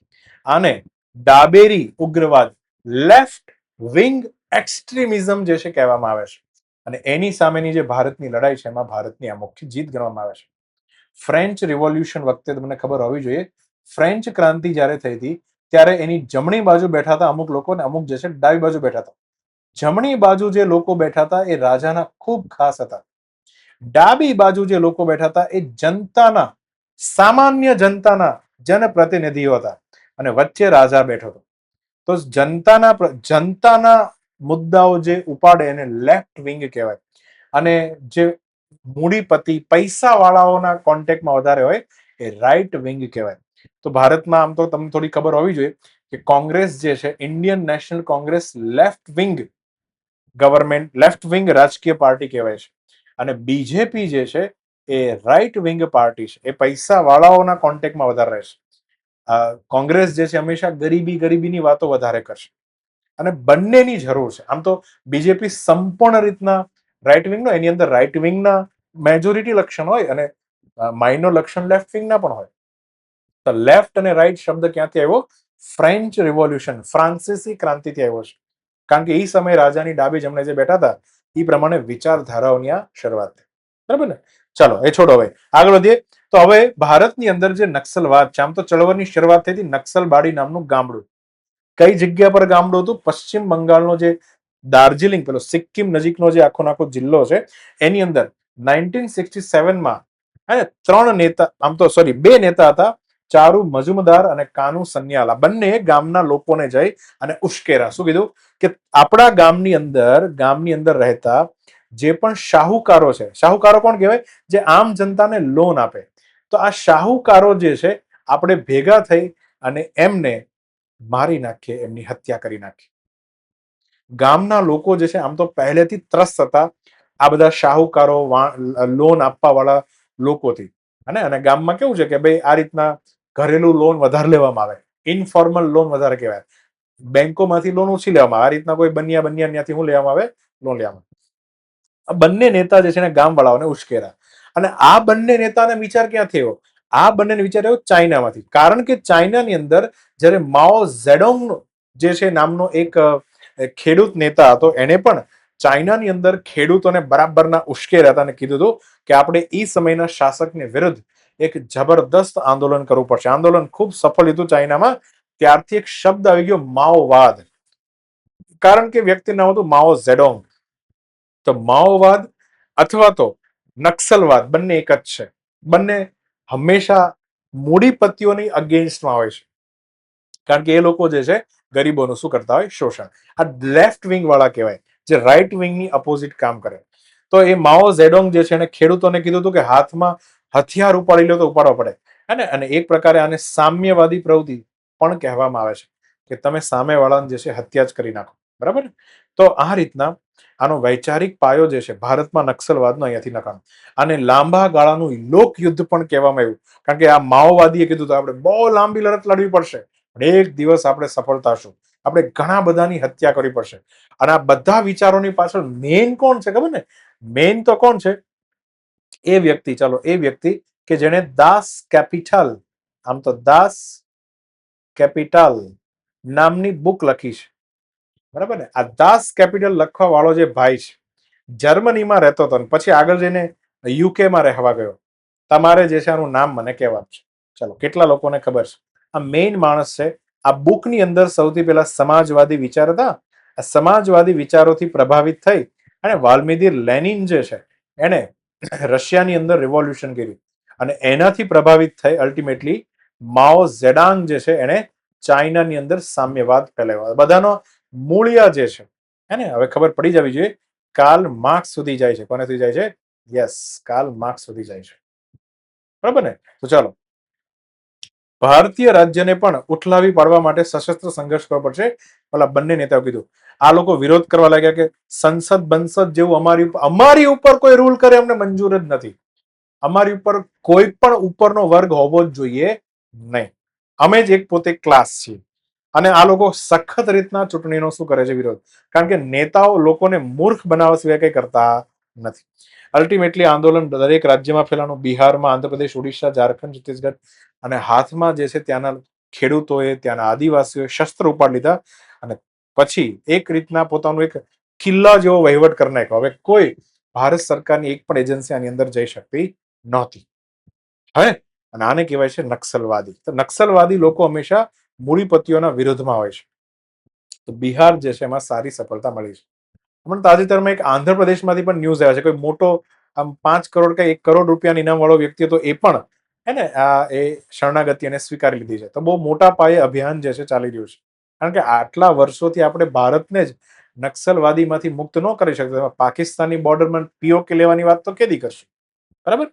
ચાલો આગળ વધીએ. વિશ્વ સામાજિક ન્યાય દિવસ દર વર્ષે ક્યારે ઉજવવામાં આવે છે? દર વર્ષે ક્યારે ઉજવવામાં આવશે? અને આમ તો કહેવાય છે સોશિયલ જસ્ટિસ. સોશિયલ જસ્ટિસ તમને ખબર હોય છે. આ સામાજિક ન્યાય શબ્દ જે છે આપણા આમુખની અંદર લખ્યો છે. આમુખની અંદર સમાજના તમામ તબક્કાઓને ન્યાય મળે એની આ વાત છે. ચાલો તો વાંચ્યા એના વિશે. યુનાઇટેડ નેશનની જનરલ એસેમ્બલી દ્વારા 2007ની અંદર 20 ફેબ્રુઆરીના રોજ ડિક્લેર કરવામાં આવ્યું કે દુનિયાભરની અંદર સામાજિક ન્યાય મળવો ખૂબ જરૂરી છે. બરાબર ને? એટલા માટે 20 ફેબ્રુઆરીના દિવસને ઘોષિત કરવામાં આવ્યો વિશ્વ સામાજિક ન્યાય દિવસ. આગળ જઈને 2007 બાદ 2009માં પહેલી વખત એની ઉજવણી થઈ. કોઈ પણ દેશમાં શાંતિ અને સુરક્ષા તમારે જો જાળવવી હોય તો સામાજિક ન્યાય રાખવો ખૂબ જરૂર. હું એમ કહું, એક દેશ છે કે જેની અંદર ગરીબ અને અમીર વચ્ચેની ખાઈ જે છે વધતી જાય. ચાલો, ગરીબ ઓર ગરીબ થતો જાય, અમીર ઓર અમીર થતો જાય. બરાબર ને? તો હવે આ ગરીબ જે છે એને સમાજમાં ન્યાય મળવાનો નથી. હવે આ ગરીબ શું કરશે? આ ગરીબ જે છે એ પેટના વાંકે ચોરી, ચપાટી, હત્યા, લુખ્ખાગીરી આ બધું ચાલુ કરશે અને અલ્ટિમેટલી કોને લૂંટશે? અમીરોને લૂંટશે. તો હણાઈ ગઈ ને શાંતિ, હણાઈ ગઈ ને સુરક્ષા. તમારે આ બધું જાળવવું હોય, ક્રાઇમ રેટ ઓછો કરવો હોય તો પણ સોશિયલ જસ્ટિસ જે છે એ દેશની અંદર જાળવવું જરૂરી છે. 2026ની થીમ છે સામાજિક વિકાસ અને સામાજિક ન્યાય માટે નવી પ્રતિબદ્ધતા, નવા રેઝોલ્યુશન આપણે જે છે લેવાના છે. ચાલો તો અહીંયા આન્સર આવશે 20 ફેબ્રુઆરી. હે ને? આપણા પ્રિએમ્બલમાં, આમુખની અંદર બેઝિકલી આ શબ્દ લખવામાં આવ્યો છે. ચાલો હવે પાછું ધ્યાન અહીંયા. સુપ્રીમ કોર્ટે તેના ભારતની નહીં, અમેરિકાની સુપ્રીમ કોર્ટની વાત છે. એના અગાઉના તેમના એટલે ડોનાલ્ડ ટ્રમ્પના અગાઉના ટેરિફ શાસનને રદ કર્યા પછી યુએસ પ્રમુખ ડોનાલ્ડ ટ્રમ્પે તાજેતરમાં કેટલા ટકાનો ગ્લોબલ ટેરિફ જે છે એની જાહેરાત કરી. હવે ભાઈ આ ડોનાલ્ડ ટ્રમ્પના ટેરિફ વાળી વાત જે છે બોલ બાય બોલ કોમેન્ટ્રી ચાલુ જ રહેશે. મારા હિસાબે આની અંદર બહુ નહીં પડે. આપણા ઉપરથી આપણે માહિતી લેવાય. બરાબર ને? કારણ કે હવે માંડ આપણે કંઈક ફિક્સ કરી રહ્યા હોય ત્યાં વળી પાછું ત્યાંની સુપ્રીમ કોર્ટ જે છે એ થપ્પો મારી દે, વળી પાછા બધું વસ્તુ ચેન્જ થાય. થોડું સમજી લે. ચાલો, એક તો બહુ ઇન્ટરેસ્ટિંગ અને બહુ અંદરથી મને ગમી એક વાત કે એક દેશ કેવો હોવો જોઈએ. એક દેશ એવો હોવો જોઈએ કે ત્યાંના બ્રહ્મા, ત્યાંના વિષ્ણુ અને ત્યાંના મહાદેવ ત્રણ જે છે એકબીજા ઉપર બેલેન્સ રાખે, એકબીજા પર ચેક એન્ડ બેલેન્સ રાખે. જે બેઝિકલી મૂળભૂત વિચાર છે. હે ને? કે આને કહેવાય છે કે તમે એકબીજા, જો એક્ઝિક્યુટિવ જે છે હોશિયારી મારવા જાય તો જ્યુડિશરી એક થાપડ મારશે. જો લેજિસ્લેટિવ હોશિયારી મારવા જાય તો એક્ઝિક્યુટિવ એને એક થાપડ મારી દેશે. એકબીજાને કંટ્રોલમાં રાખે. હે ને? તો આને કહેવાય છે સત્તાના વિભાજનનો સિદ્ધાંત. સત્તાના વિભાજનનો સિદ્ધાંત. અને અમેરિકા એક એવો દેશ છે જેનું પહેલું બંધારણ પહેલું વર્લ્ડનું જે કોન્સ્ટિટ્યુશન બન્યું એની અંદર આ આખો આખો કોન્સેપ્ટ બરાબર નીચોવી લેવામાં આવ્યો. 3 અલગ બોડી બનાવવામાં આવી. એક કોંગ્રેસ, એક રાષ્ટ્રપતિની પોતાની એક્ઝિક્યુટિવ સંસ્થા અને એક સુપ્રીમ કોર્ટ. આ 3 અલગ રીતના કામ કરે છે. કોંગ્રેસ અલગ છે, વ્હાઇટ હાઉસ અલગ છે, સુપ્રીમ કોર્ટ અલગ છે. 3ના અધિકારોને વહેંચવામાં આવ્યા છે અને 3 એકબીજા પર બેલેન્સ રાખે. અત્યારે તમને ખબર છે કે વચ્ચે વ્હાઇટ હાઉસ જે છે, ટ્રમ્પલો, આ ટ્રમ્પલો જે છે, જે વિષ્ણુ શક્તિની અંદરનો ભાગ છે, ખૂબ ગાંડા નિર્ણયો લઈ રહ્યો છે. પાગલ માણસ જે છે પોતાની સત્તાનો દુરુપયોગ પણ કરી રહ્યો છે. એટલા માટે મહાદેવે પહેલી વખત ટ્રમ્પને બરાબરની ઝાપટ મારી છે. મને એટલા માટે ગમ્યું કે દેશની સુપ્રીમ કોર્ટ, આમાં બહુ ઇમ્પોર્ટન્ટ એ છે કે સુપ્રીમ કોર્ટના જજોની નિયુક્તિ પાછો વિષ્ણુ કરે છે, છતાં સુપ્રીમ કોર્ટના જજોએ આ હિંમતવાન ડિસિઝન લઈ છે. દેશને પહેલા રાખે છે, નહીં કે માણસની પૂજા. આપણા ભારતમાં માનવ પૂજા મહત્વની હોય છે. એક માણસને આ કરવામાં આવે, બરાબર ને? બહુ જરૂરી છે 3 સત્તાનું વિભાજન રહી, સત્તાનું વિભાજન, બરાબર. ચલો, તો હવે અહીંયા થયું છે શું સમજો. યુનાઇટેડ સ્ટેટ્સની સુપ્રીમ કોર્ટે ટ્રમ્પનો જે અગાઉનો રેસિપ્રોકલ ટેરિફનો જે નિયમો હતા કે કોઈ દેશ અમેરિકા પર જેટલો ટેરિફ લગાવે તો અમેરિકા પણ એ જ દેશ ઉપર એટલો ટેરિફ લગાવશે, સામે રેસિપ્રોકલ ટેરિફ, એનો આખી જે વ્યવસ્થાને રદ કરી દીધી. તો ટ્રમ્પ ભાઈને આવી ગયો ગુસ્સો. કેમ ભાઈ રદ કરી? સુપ્રીમ કોર્ટે સ્પષ્ટ ભાષામાં કીધું કે ભાઈ શ્રી ટ્રમ્પભાઈ, અમેરિકાના બંધારણ મુજબ ટેરિફ લગાવવાની જે શક્તિ છે એ કોને આપવામાં આવી છે? લેજિસ્લેટિવને આપવામાં આવી છે કે એક્ઝિક્યુટિવને આપવામાં આવી છે? તો ભાઈ બંધારણ તો કહે છે કે કોંગ્રેસને આપવામાં આવી છે. કોંગ્રેસમાં બિલ પાસ કરવું પડે, એટલે કે અમેરિકાની જે પાર્લામેન્ટ, જેને લોકો કોંગ્રેસ કે, એના 2 હાઉસ છે, તો બંને ગૃહોમાંથી બિલ પાસ થાય પછી કોઈની પર ટેરિફ લગાવી શકાય, બરાબર. એમનેમ તો ડાયરેક્ટ તને મજા આવે હવારમાં મોટું ટેબલ લઈને આમ ડેસ્ક લઈને આની પર આટલો ટેરિફ, આવું ન કરી શકે. તો અલ્ટિમેટલી ટ્રમ્પે શું કર્યું હતું ખબર છે? ટ્રમ્પે, એ બી ચાલાક માણસ છે ને, એ બી તો હોશિયાર છે ને, એ તો સમજે છે ને. એને છે ને 1977 નો એક જૂનો કાનૂન હતો, એનો આશરો લીધો હતો અને આને કહેવાય કાયદાની આંટીઘૂંટી. એને international emergency economic power act, કે ભાઈ અમેરિકામાં બહુ ઇન્ટરનેશનલ ઇમરજન્સી આવે ને ત્યારે કોંગ્રેસ પાસેથી ટેરિફ લગાવવાના અધિકાર જે છે એ વ્હાઇટ હાઉસ પાસે જતા રહેશે, એટલે કે ટ્રમ્પ પાસે જતા રહેશે. અને આ ભાઈએ આનો ફાયદો ઉઠાવ્યો ને એને કીધું કે મેં આના હિસાબે રેસિપ્રોકલ ટેરિફ, કારણ કે અત્યારે ઇન્ટરનેશનલ ઇમરજન્સી ચાલી રહી. સુપ્રીમ કોર્ટે કીધું ભાઈ સાબિત કરો ક્યાં છે ઇન્ટરનેશનલ ઇમરજન્સી. આ તો ખોટી વાત છે, તે હાવ ખોટું કામ કર્યું છે, હે ને? ખરેખર કોંગ્રેસ પાસે, એટલે કે એલ પાસે તાકાત છે, તારી પાસે તાકાત નથી, હે ને? ચલો, તો આને કહેવાય છે કે આ રીતના સુપ્રીમ કોર્ટે જે છે રદ કર્યો. એટલે ટ્રમ્પ થયા ગુસ્સે. એને વળી પાછો એક નવો એક્ઝિક્યુટિવ ઓર્ડર સાઇન કર્યો અને નવો ટેરિફ લગાવી દીધો. જૂનો ટેરિફ રદ થયો તો નવો 10% પાછો લગાવી દીધો. ગ્લોબલ બધા ઉપર લાગશે, બધા ઉપર 10% તો નોર્મલ લાગશે. હવે વળી પાછો સુપ્રીમ કોર્ટ આની સુનવાણી કરે, વળી પાછો આનો ચુકાદો આપે, એમાં પાછો સમય લાગી જાય. અને એમાં બી ટ્રમ્પ કહે છે કે અમારી પાસે તો બેસ્ટ લીગલ ટીમ છે, બાદશો મેં સુપ્રીમ કોર્ટ. તો આને કહેવાય છે કે વિષ્ણુ અને મહાદેવ વચ્ચે બંધારણીય સંઘર્ષ ચાલી રહ્યો છે ને? અને બહુ જરૂરી છે, સંઘર્ષ થવો જોઈએ. કોઈ એક વ્યક્તિની સરમુખત્યારશાહી, તો રાજાનું શાસન શું ખોટું હતું? પડી ને? ચાલો, તો અહીંયા આન્સર આવશે 10%. આગળ વધીએ. બિહારના રાજ્ય મંત્રીમંડળે કયા સ્થળે નવા ઇન્ટરનેશનલ એરપોર્ટને મંજૂરી આપી છે? બિહાર ઉપર ઓળઘોળ છે સરકાર. તો તાજેતરમાં નીતિશ કુમાર, જે બિહારના મુખ્યમંત્રી છે, ની અધ્યક્ષતામાં બિહારની કેબિનેટે એના સારન જિલ્લાના સોનેપુર નામની જગ્યા પર બિહારનું સૌથી મોટું એરપોર્ટ જે છે એને પરમિશન મળી ગઈ છે. આને નામ એવું સોનેપુર ઇન્ટરનેશનલ એરપોર્ટ બનવા જઈ રહ્યું છે. નીતિશ કુમાર બિહારના 10મી વખતના મુખ્યમંત્રી બન્યા હતા 2025માં. અને અત્યારે વાત કરું તો લોકસભામાં બી પ્રધાનમંત્રી મોદી, જે બીજેપી પાર્ટીમાંથી આવે છે, પાસે સ્પષ્ટ બહુમતી નથી. એની પાસે તો 240 સીટ છે. એને મદદ કરવાવાળા નીતિશ કુમાર જ છે, જનતા દળ યુનાઇટેડ ના ઉપરાંત ચંદ્રબાબુ નાયડુ અને એની તેલુગુ દેશમ પાર્ટી 16 સીટ સાથે એને ખૂબ મોટી મદદ કરી રહ્યા છે. આ ઉપરાંત ઘણી બીજી પણ પાર્ટી, ચિરાગ પાસવાન જે છે, રામવિલાસ પાસવાનનો દીકરો, એમની પાર્ટી એમ કરી અને આ લોકો 272 માર્કને માંડ ક્રોસ કરી શક્યા છે. તો એક પ્રકારે ટેકાની સરકાર અત્યારે ચાલી રહી છે. આમ તો અત્યારે બીજેપીની ગવર્મેન્ટ નો કેવું જોઈએ, ટેકનિકલી અત્યારે એનડીએની ગવર્મેન્ટ છે, બરાબર ને. ચાલો, તો અહીંયા આ એટલા માટે કહું છું કારણ કે કેન્દ્રમાંથી ખૂબ મોટો સપોર્ટ જે છે બિહાર, જેમ કે બિહારને અત્યારે સોનેપુર નામની જગ્યા પર ઇન્ટરનેશનલ એરપોર્ટ બનાવતું તો જગ્યાનું જે ક્લિયરન્સ મળવું જોઈએ અને લેન્ડ એક્વિઝિશન થવું જોઈએ એ બહુ ઇઝીલી થવા લાગ્યું, બરાબર ને. તો કેન્દ્ર સરકાર ઓળઘોળ છે બિહાર ઉપર. તો સોનેપુર જે છે એમાં નવું એરપોર્ટ બની જશે. વાઇબ્રન્ટ વિલેજ પ્રોગ્રામનો બીજો તબક્કો કયા રાજ્યમાં શરૂ કરવામાં આવ્યો હતો? તાજેતરમાં અમિત શાહે ફેઝ 2 ચાલુ કર્યો છે વાઇબ્રન્ટ વિલેજ પ્રોગ્રામ. ઉદ્ઘાટન ક્યાંથી કર્યું છે? આસામનું બરાક જે ખીણ પ્રદેશ છે, બરાક નામની જે નદી વહે છે ત્યાંની અંદર નટનપુર નામનું ગામડું છે જે બેઝિકલી બાંગ્લાદેશ સાથે સરહદ બનાવે છે. હવે આમાં કેવું છે, કોઈ પણ ઇન્ટરનેશનલ બોર્ડર છે, માની લો કે અહીંયા છે બાંગ્લાદેશ અને અહીંયા છે ભારત, બરાબર. હવે અહીંયા જ બરાબર બોર્ડર પાસે એક ગામડું છે. તો આ ગામડાની અંદર ઘણી બધી સુવિધાઓ ડેવલપ કરવી આને કહેવાય છે વાઇબ્રન્ટ વિલેજ પ્રોગ્રામ, બરાબર.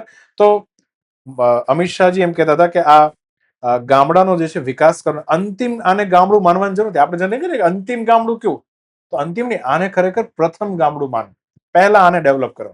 આ તબક્કામાં 1954 જેટલા ગામડાની અંદર 69,700 કરોડ રૂપિયા જે છે બેઝિકલી ફાળવવામાં આવશે. આ સેન્ટ્રલી સ્પોન્સર્ડ સ્કીમ જે છે કહેવામાં આવે છે, કેન્દ્રીય પ્રાયોજિત સ્કીમ છે, સેન્ટ્રલી સ્પોન્સર્ડ છે. તો રાજ્યની પણ આની અંદર હિસ્સેદારી હોય છે.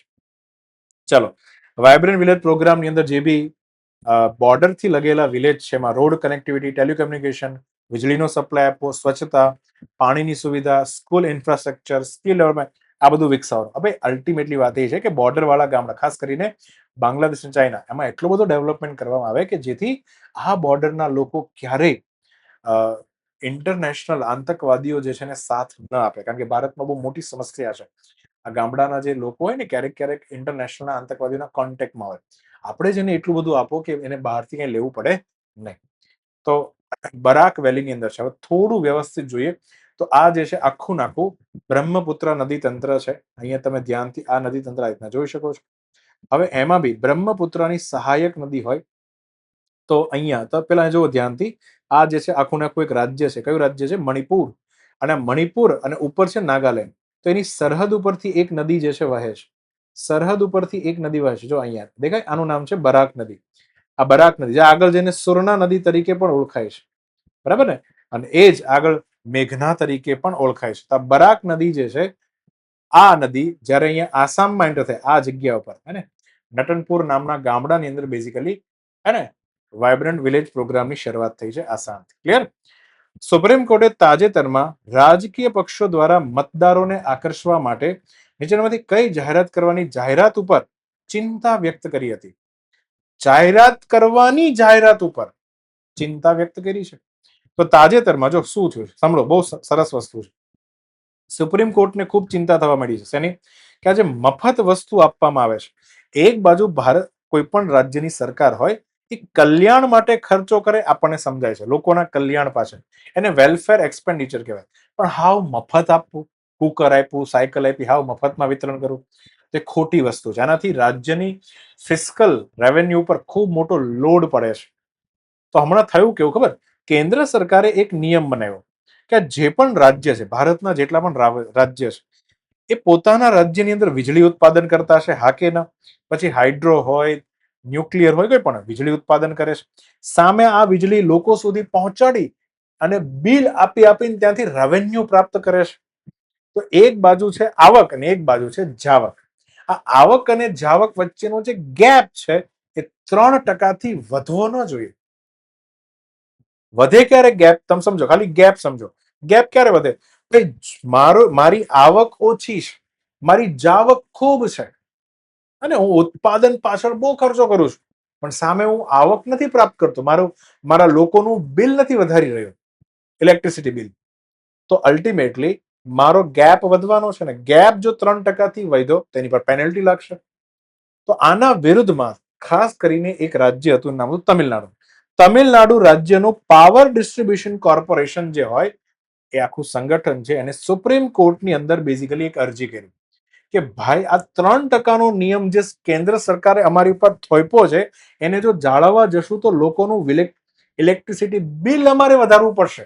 કારણ કે તમે આ ગેપ ઓછો કરવાનું કીધું તો હવે ઉત્પાદન પાછળનો ખર્ચ તો અમે જે કરીએ છીએ છે, રેવન્યુ આવતી નથી તો અમે બિલ વધારીને વધારે રેવન્યુ પ્રાપ્ત કરશું, જેથી બંને વચ્ચેની બાદબાકી ઓછી થાય. વધારે કરવા જશું તો લોકો જે છે વિરોધ કરશે, આંદોલન કરશે. તો પ્લીઝ કેન્દ્ર સરકારને કહો કે આ 3% વાળો નિયમ જે છે દૂર કરે. હવે જોજો સુપ્રીમ કોર્ટ આ કેસની સુનાવણી કરી, સુપ્રીમ કોર્ટે ચિંતા કરી, હે ભાઈ તમિલનાડુ એક બાજુ તું ફ્રીબીઝ રેવડી કલ્ચર અપનાવીશું, તારો મુખ્યમંત્રી ઇલેક્શનની પહેલા જે છે તમારી પાર્ટી જે છે એને લોકોને કુકર આપશું, સાયકલ આપશું, આ બધાના રૂપિયા ક્યાંથી આવે છે? બરાબર, 3% ગેપ ઓછો કરવાનો છે તો રેવન્યુ તમારા બજેટમાંથી રૂપિયા નાખવા પડશે. એક બાજુ તમારી પાસે રૂપિયા છે ને તમે મફતમાં વેપો છો, ને એક બાજુ તમારી પાસે આ પાવર ઉત્પાદનનો કોસ્ટ ઘટાડવા માટે કઈ છે જ નહીં.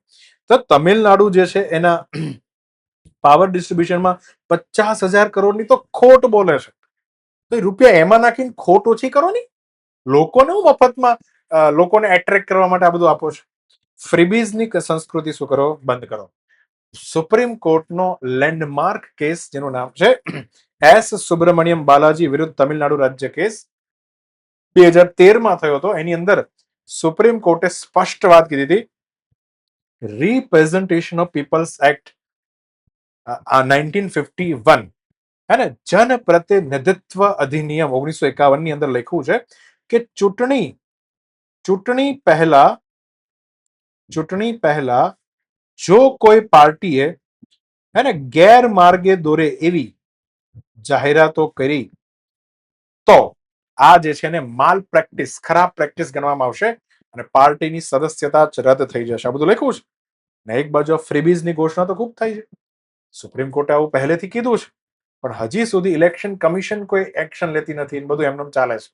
બરાબર, એટલે ચિંતા વ્યક્ત કરી છે. સુપ્રીમ કોર્ટ હજી પોતાની બાઉન્ડ્રી ક્રોસ નથી કરી રહ્યું, જ્યુડિશિયલ ઓવરરીચ એને નથી લીધું. એને કીધું કે ભાઈ જ્યાં સુધી વિષ્ણુ પોતાનું કામ જો સહી ઢંગથી કરવા લાગે તો મહાદેવે આવવાની કઈ જરૂર. હું ખાલી મહાદેવ ચિંતા કરે છે, વિષ્ણુએ કામ કરવાનું છે કે આ મફત સુવિધા બંધ થાય. ચલો, છત્રપતિ શિવાજી મહારાજનો જન્મ જે છે કઈ તારીખે થયો હતો? સરસ મજાનો પ્રશ્ન છે. તો છત્રપતિ આપણા શિવાજી મહારાજની જન્મ જયંતિ ઉજવણીના ભાગરૂપે આપણા અમિત શાહજીએ છે એમની 19મી ફેબ્રુઆરી એને શ્રદ્ધાંજલિ જે છે અર્પણ કરી છે. શિવાજી મહારાજે જે હિન્દવી સ્વરાજનું સ્વપ્ન જોયું હતું, મુઘલ શાસન સામે જે એમનું વિઝન હતું, એ પણ એમને શું કર્યું, પાછું યાદ કર્યું. છત્રપતિ શિવાજી મહારાજ 19 ફેબ્રુઆરી 1630 ના રોજ, અમુક સાહિત્યમાં 1627 પણ જોવા મળે છે, પણ 1630 જે છે આ મુખ્યનો વર્ષ છે. આ તારીખ એમનો શિવનેરી કિલ્લાની અંદર પુણેમાં એમનો શું થયો હતો, જન્મ થયો હતો. શાહજી ભોસલે એમના પિતા છે હે ને, અને જીજાબાઈને નિંદરું ના આવે હે ને, જીજાબાઈ નિંદર, અરે ભાઈ શિવાજીને મારી ભૂલ થઈ, શિવાજીને નિંદરું ના આવે, માતા જીજાબાઈ ઝુલાવે હે ને, ઝવેરચંદ મેઘાણીનું કાવ્ય છે. તો એમનો ખૂબ મોટો પ્રભાવ હતો અને આગળ જઈને મરાઠા એમ્પાયરની સ્થાપના જે છે એ શિવાજી મહારાજે કરી હતી. ઘણી બધી પ્રતાપગઢની લડાઈને ઘણી બધી લડાઈ કરી હતી. સિંહગઢની લડાઈ, સુરતની લડાઈ, સુરત ઉપર 2 વાર અટેક જે છે કર્યો છે. અટેક નહીં પણ આમ તો સુરતને સામેથી લૂંટવા માટે બોલાવવામાં આવ્યા હતા. તો અલ્ટિમેટલી શિવાજી મહારાજ જે છે એની જન્મ જયંતિ 19 ફેબ્રુઆરી ઉજવવામાં આવી. ચલો, એક શબ્દ છે, આમ તો શિવાજી મહારાજ છે ઘણું બધું છે ને, પુરંદરની સંધિ છે, ઘણી બધી વસ્તુ જે છે ઇતિહાસની અંદર મેં ઓલરેડી મારી લેક્ચર સિરીઝમાં ભણાવી છે. મારે તમને પૂછવું છે, એક શબ્દ છે એનું નામ છે ગાનીમી કવા. આ શું છે? શિવાજી મહારાજ સાથે જોડાયેલો શબ્દ છે. ગાનીમી કવા કા હે ભૈયા, હે ને? ચાલો, તમારે મને કહેવાનું છે શું છે. બરાબર, ચાલો. શિવાજી મહારાજ જે છે એમનું મૃત્યુ જે છે 1680 થયું હતું, 1680 આ સમયનું મૃત્યુ થયું હતું. તો ખૂબ અદ્ભુત જે છે કાર્ય કરીને ગયા છે. બરાબર ને? ચાલો, તો અહીંયા આપણા સેશન જે છે એનું શું કરીએ આપણે, સમાપ્તિ સમરીને ફટાફટ જોઈ લઈએ. ચાલો, પહેલો પ્રશ્ન છે, લોહિત નદી ઉપર બેઝિકલી 1750 મેગાવેટના પ્રોજેક્ટ જે છે એને 11 વર્ષ માટેનું ક્લિયરન્સ મળી ગયું છે. ગેલેક્સ આઈ જે છે એને NSIL સાથે ભાગીદારી કરી છે. અને રોયલ ઇન્ડિયન નેવીનો બળવો 1946 ના રોજ થયો હતો. આદિવાસી ખેડૂતોએ બેઝિકલી મહારાષ્ટ્રમાં વન અધિકાર અધિનિયમ માટે આંદોલન કર્યું હતું. ભારત વિસ્તાર યોજના જે છે કૃષિ મંત્રાલયે ખેડૂતોના AI સાથેના જોડાણ માટે ચાલુ કરી છે. ઇન્ડિયા AI ઇમ્પેક્ટ સમિટમાં AI પ્રેન્યુઅર્સ ઓફ ઇન્ડિયા નામની કોફી ટેબલ બુક લોન્ચ કરવામાં આવી હતી. રણવીર સચદેવા જે છે સૌથી નાની વયના વ્યક્તા બન્યા છે. પેક્સ સિલિકામાં ભારત જે છે જોડાઈ ગયું છે. બિહારને નક્સલવાદી પ્રવૃત્તિઓથી મુક્ત ઘોષિત કરવામાં આવ્યું છે. 20 ફેબ્રુઆરીને વિશ્વ સામાજિક ન્યાય દિવસ તરીકે ઉજવવામાં આવે છે. 10% જેટલો એક કોમન ટેરિફ જે છે ડોનાલ્ડ ટ્રમ્પે ગુસ્સામાં પાછો જાહેરાત કરી દીધો છે. બિહારની કેબિનેટે સોનેપુરની અંદર આંતરરાષ્ટ્રીય એરપોર્ટ બનાવવાની મંજૂરી આપી છે. વાઇબ્રન્ટ વિલેજ પ્રોગ્રામનો બીજો તબક્કો છે આસામ બરાક નદીની ખીણવાળા પ્રદેશથી અને ચાલુ કરવામાં નટવરપુર ગામથી ચાલુ કરવામાં આવ્યો છે. સુપ્રીમ કોર્ટે મફત સુવિધા ફ્રીબીઝ સામે હમણાં તાજેતરમાં ચિંતા વ્યક્ત કરી હતી. છત્રપતિ શિવાજી મહારાજનો જન્મ જે છે 19 ફેબ્રુઆરી 1630 ના રોજ અને શિવનેરી કિલ્લાની અંદર થયો હતો. તો આ સાથે આપણું સેશન જે છે અહીંયા શું થાય છે સમાપ્ત થાય છે. સરસ મજાના સેશનમાં તમે છેક સુધી પાર્ટિસિપેટ રહ્યા છો. જો તમને વિડીયો ગમે તો પ્લીઝ આને લાઈક કરજો. મને ખૂબ ફાયદો થાય, મને મોટિવેશન મળતું રહે. તમારી કોમેન્ટ જે તમને સારું લાગે તો પ્લીઝ કોમેન્ટ પણ કરજો. બરાબર, હું જે યોગ્ય લાગે હું એડોપ્ટ કરતો હોઉં છું. મારી રીતના હું પૂરેપૂરું 100% આપતો હોઉં છું. બરાબર ને? ચલો તો મળીએ આના પછીના સેશનમાં હજી વધારે કરંટ અફેરની ચર્ચા સાથે. જય હિન્દ, જય ભારત.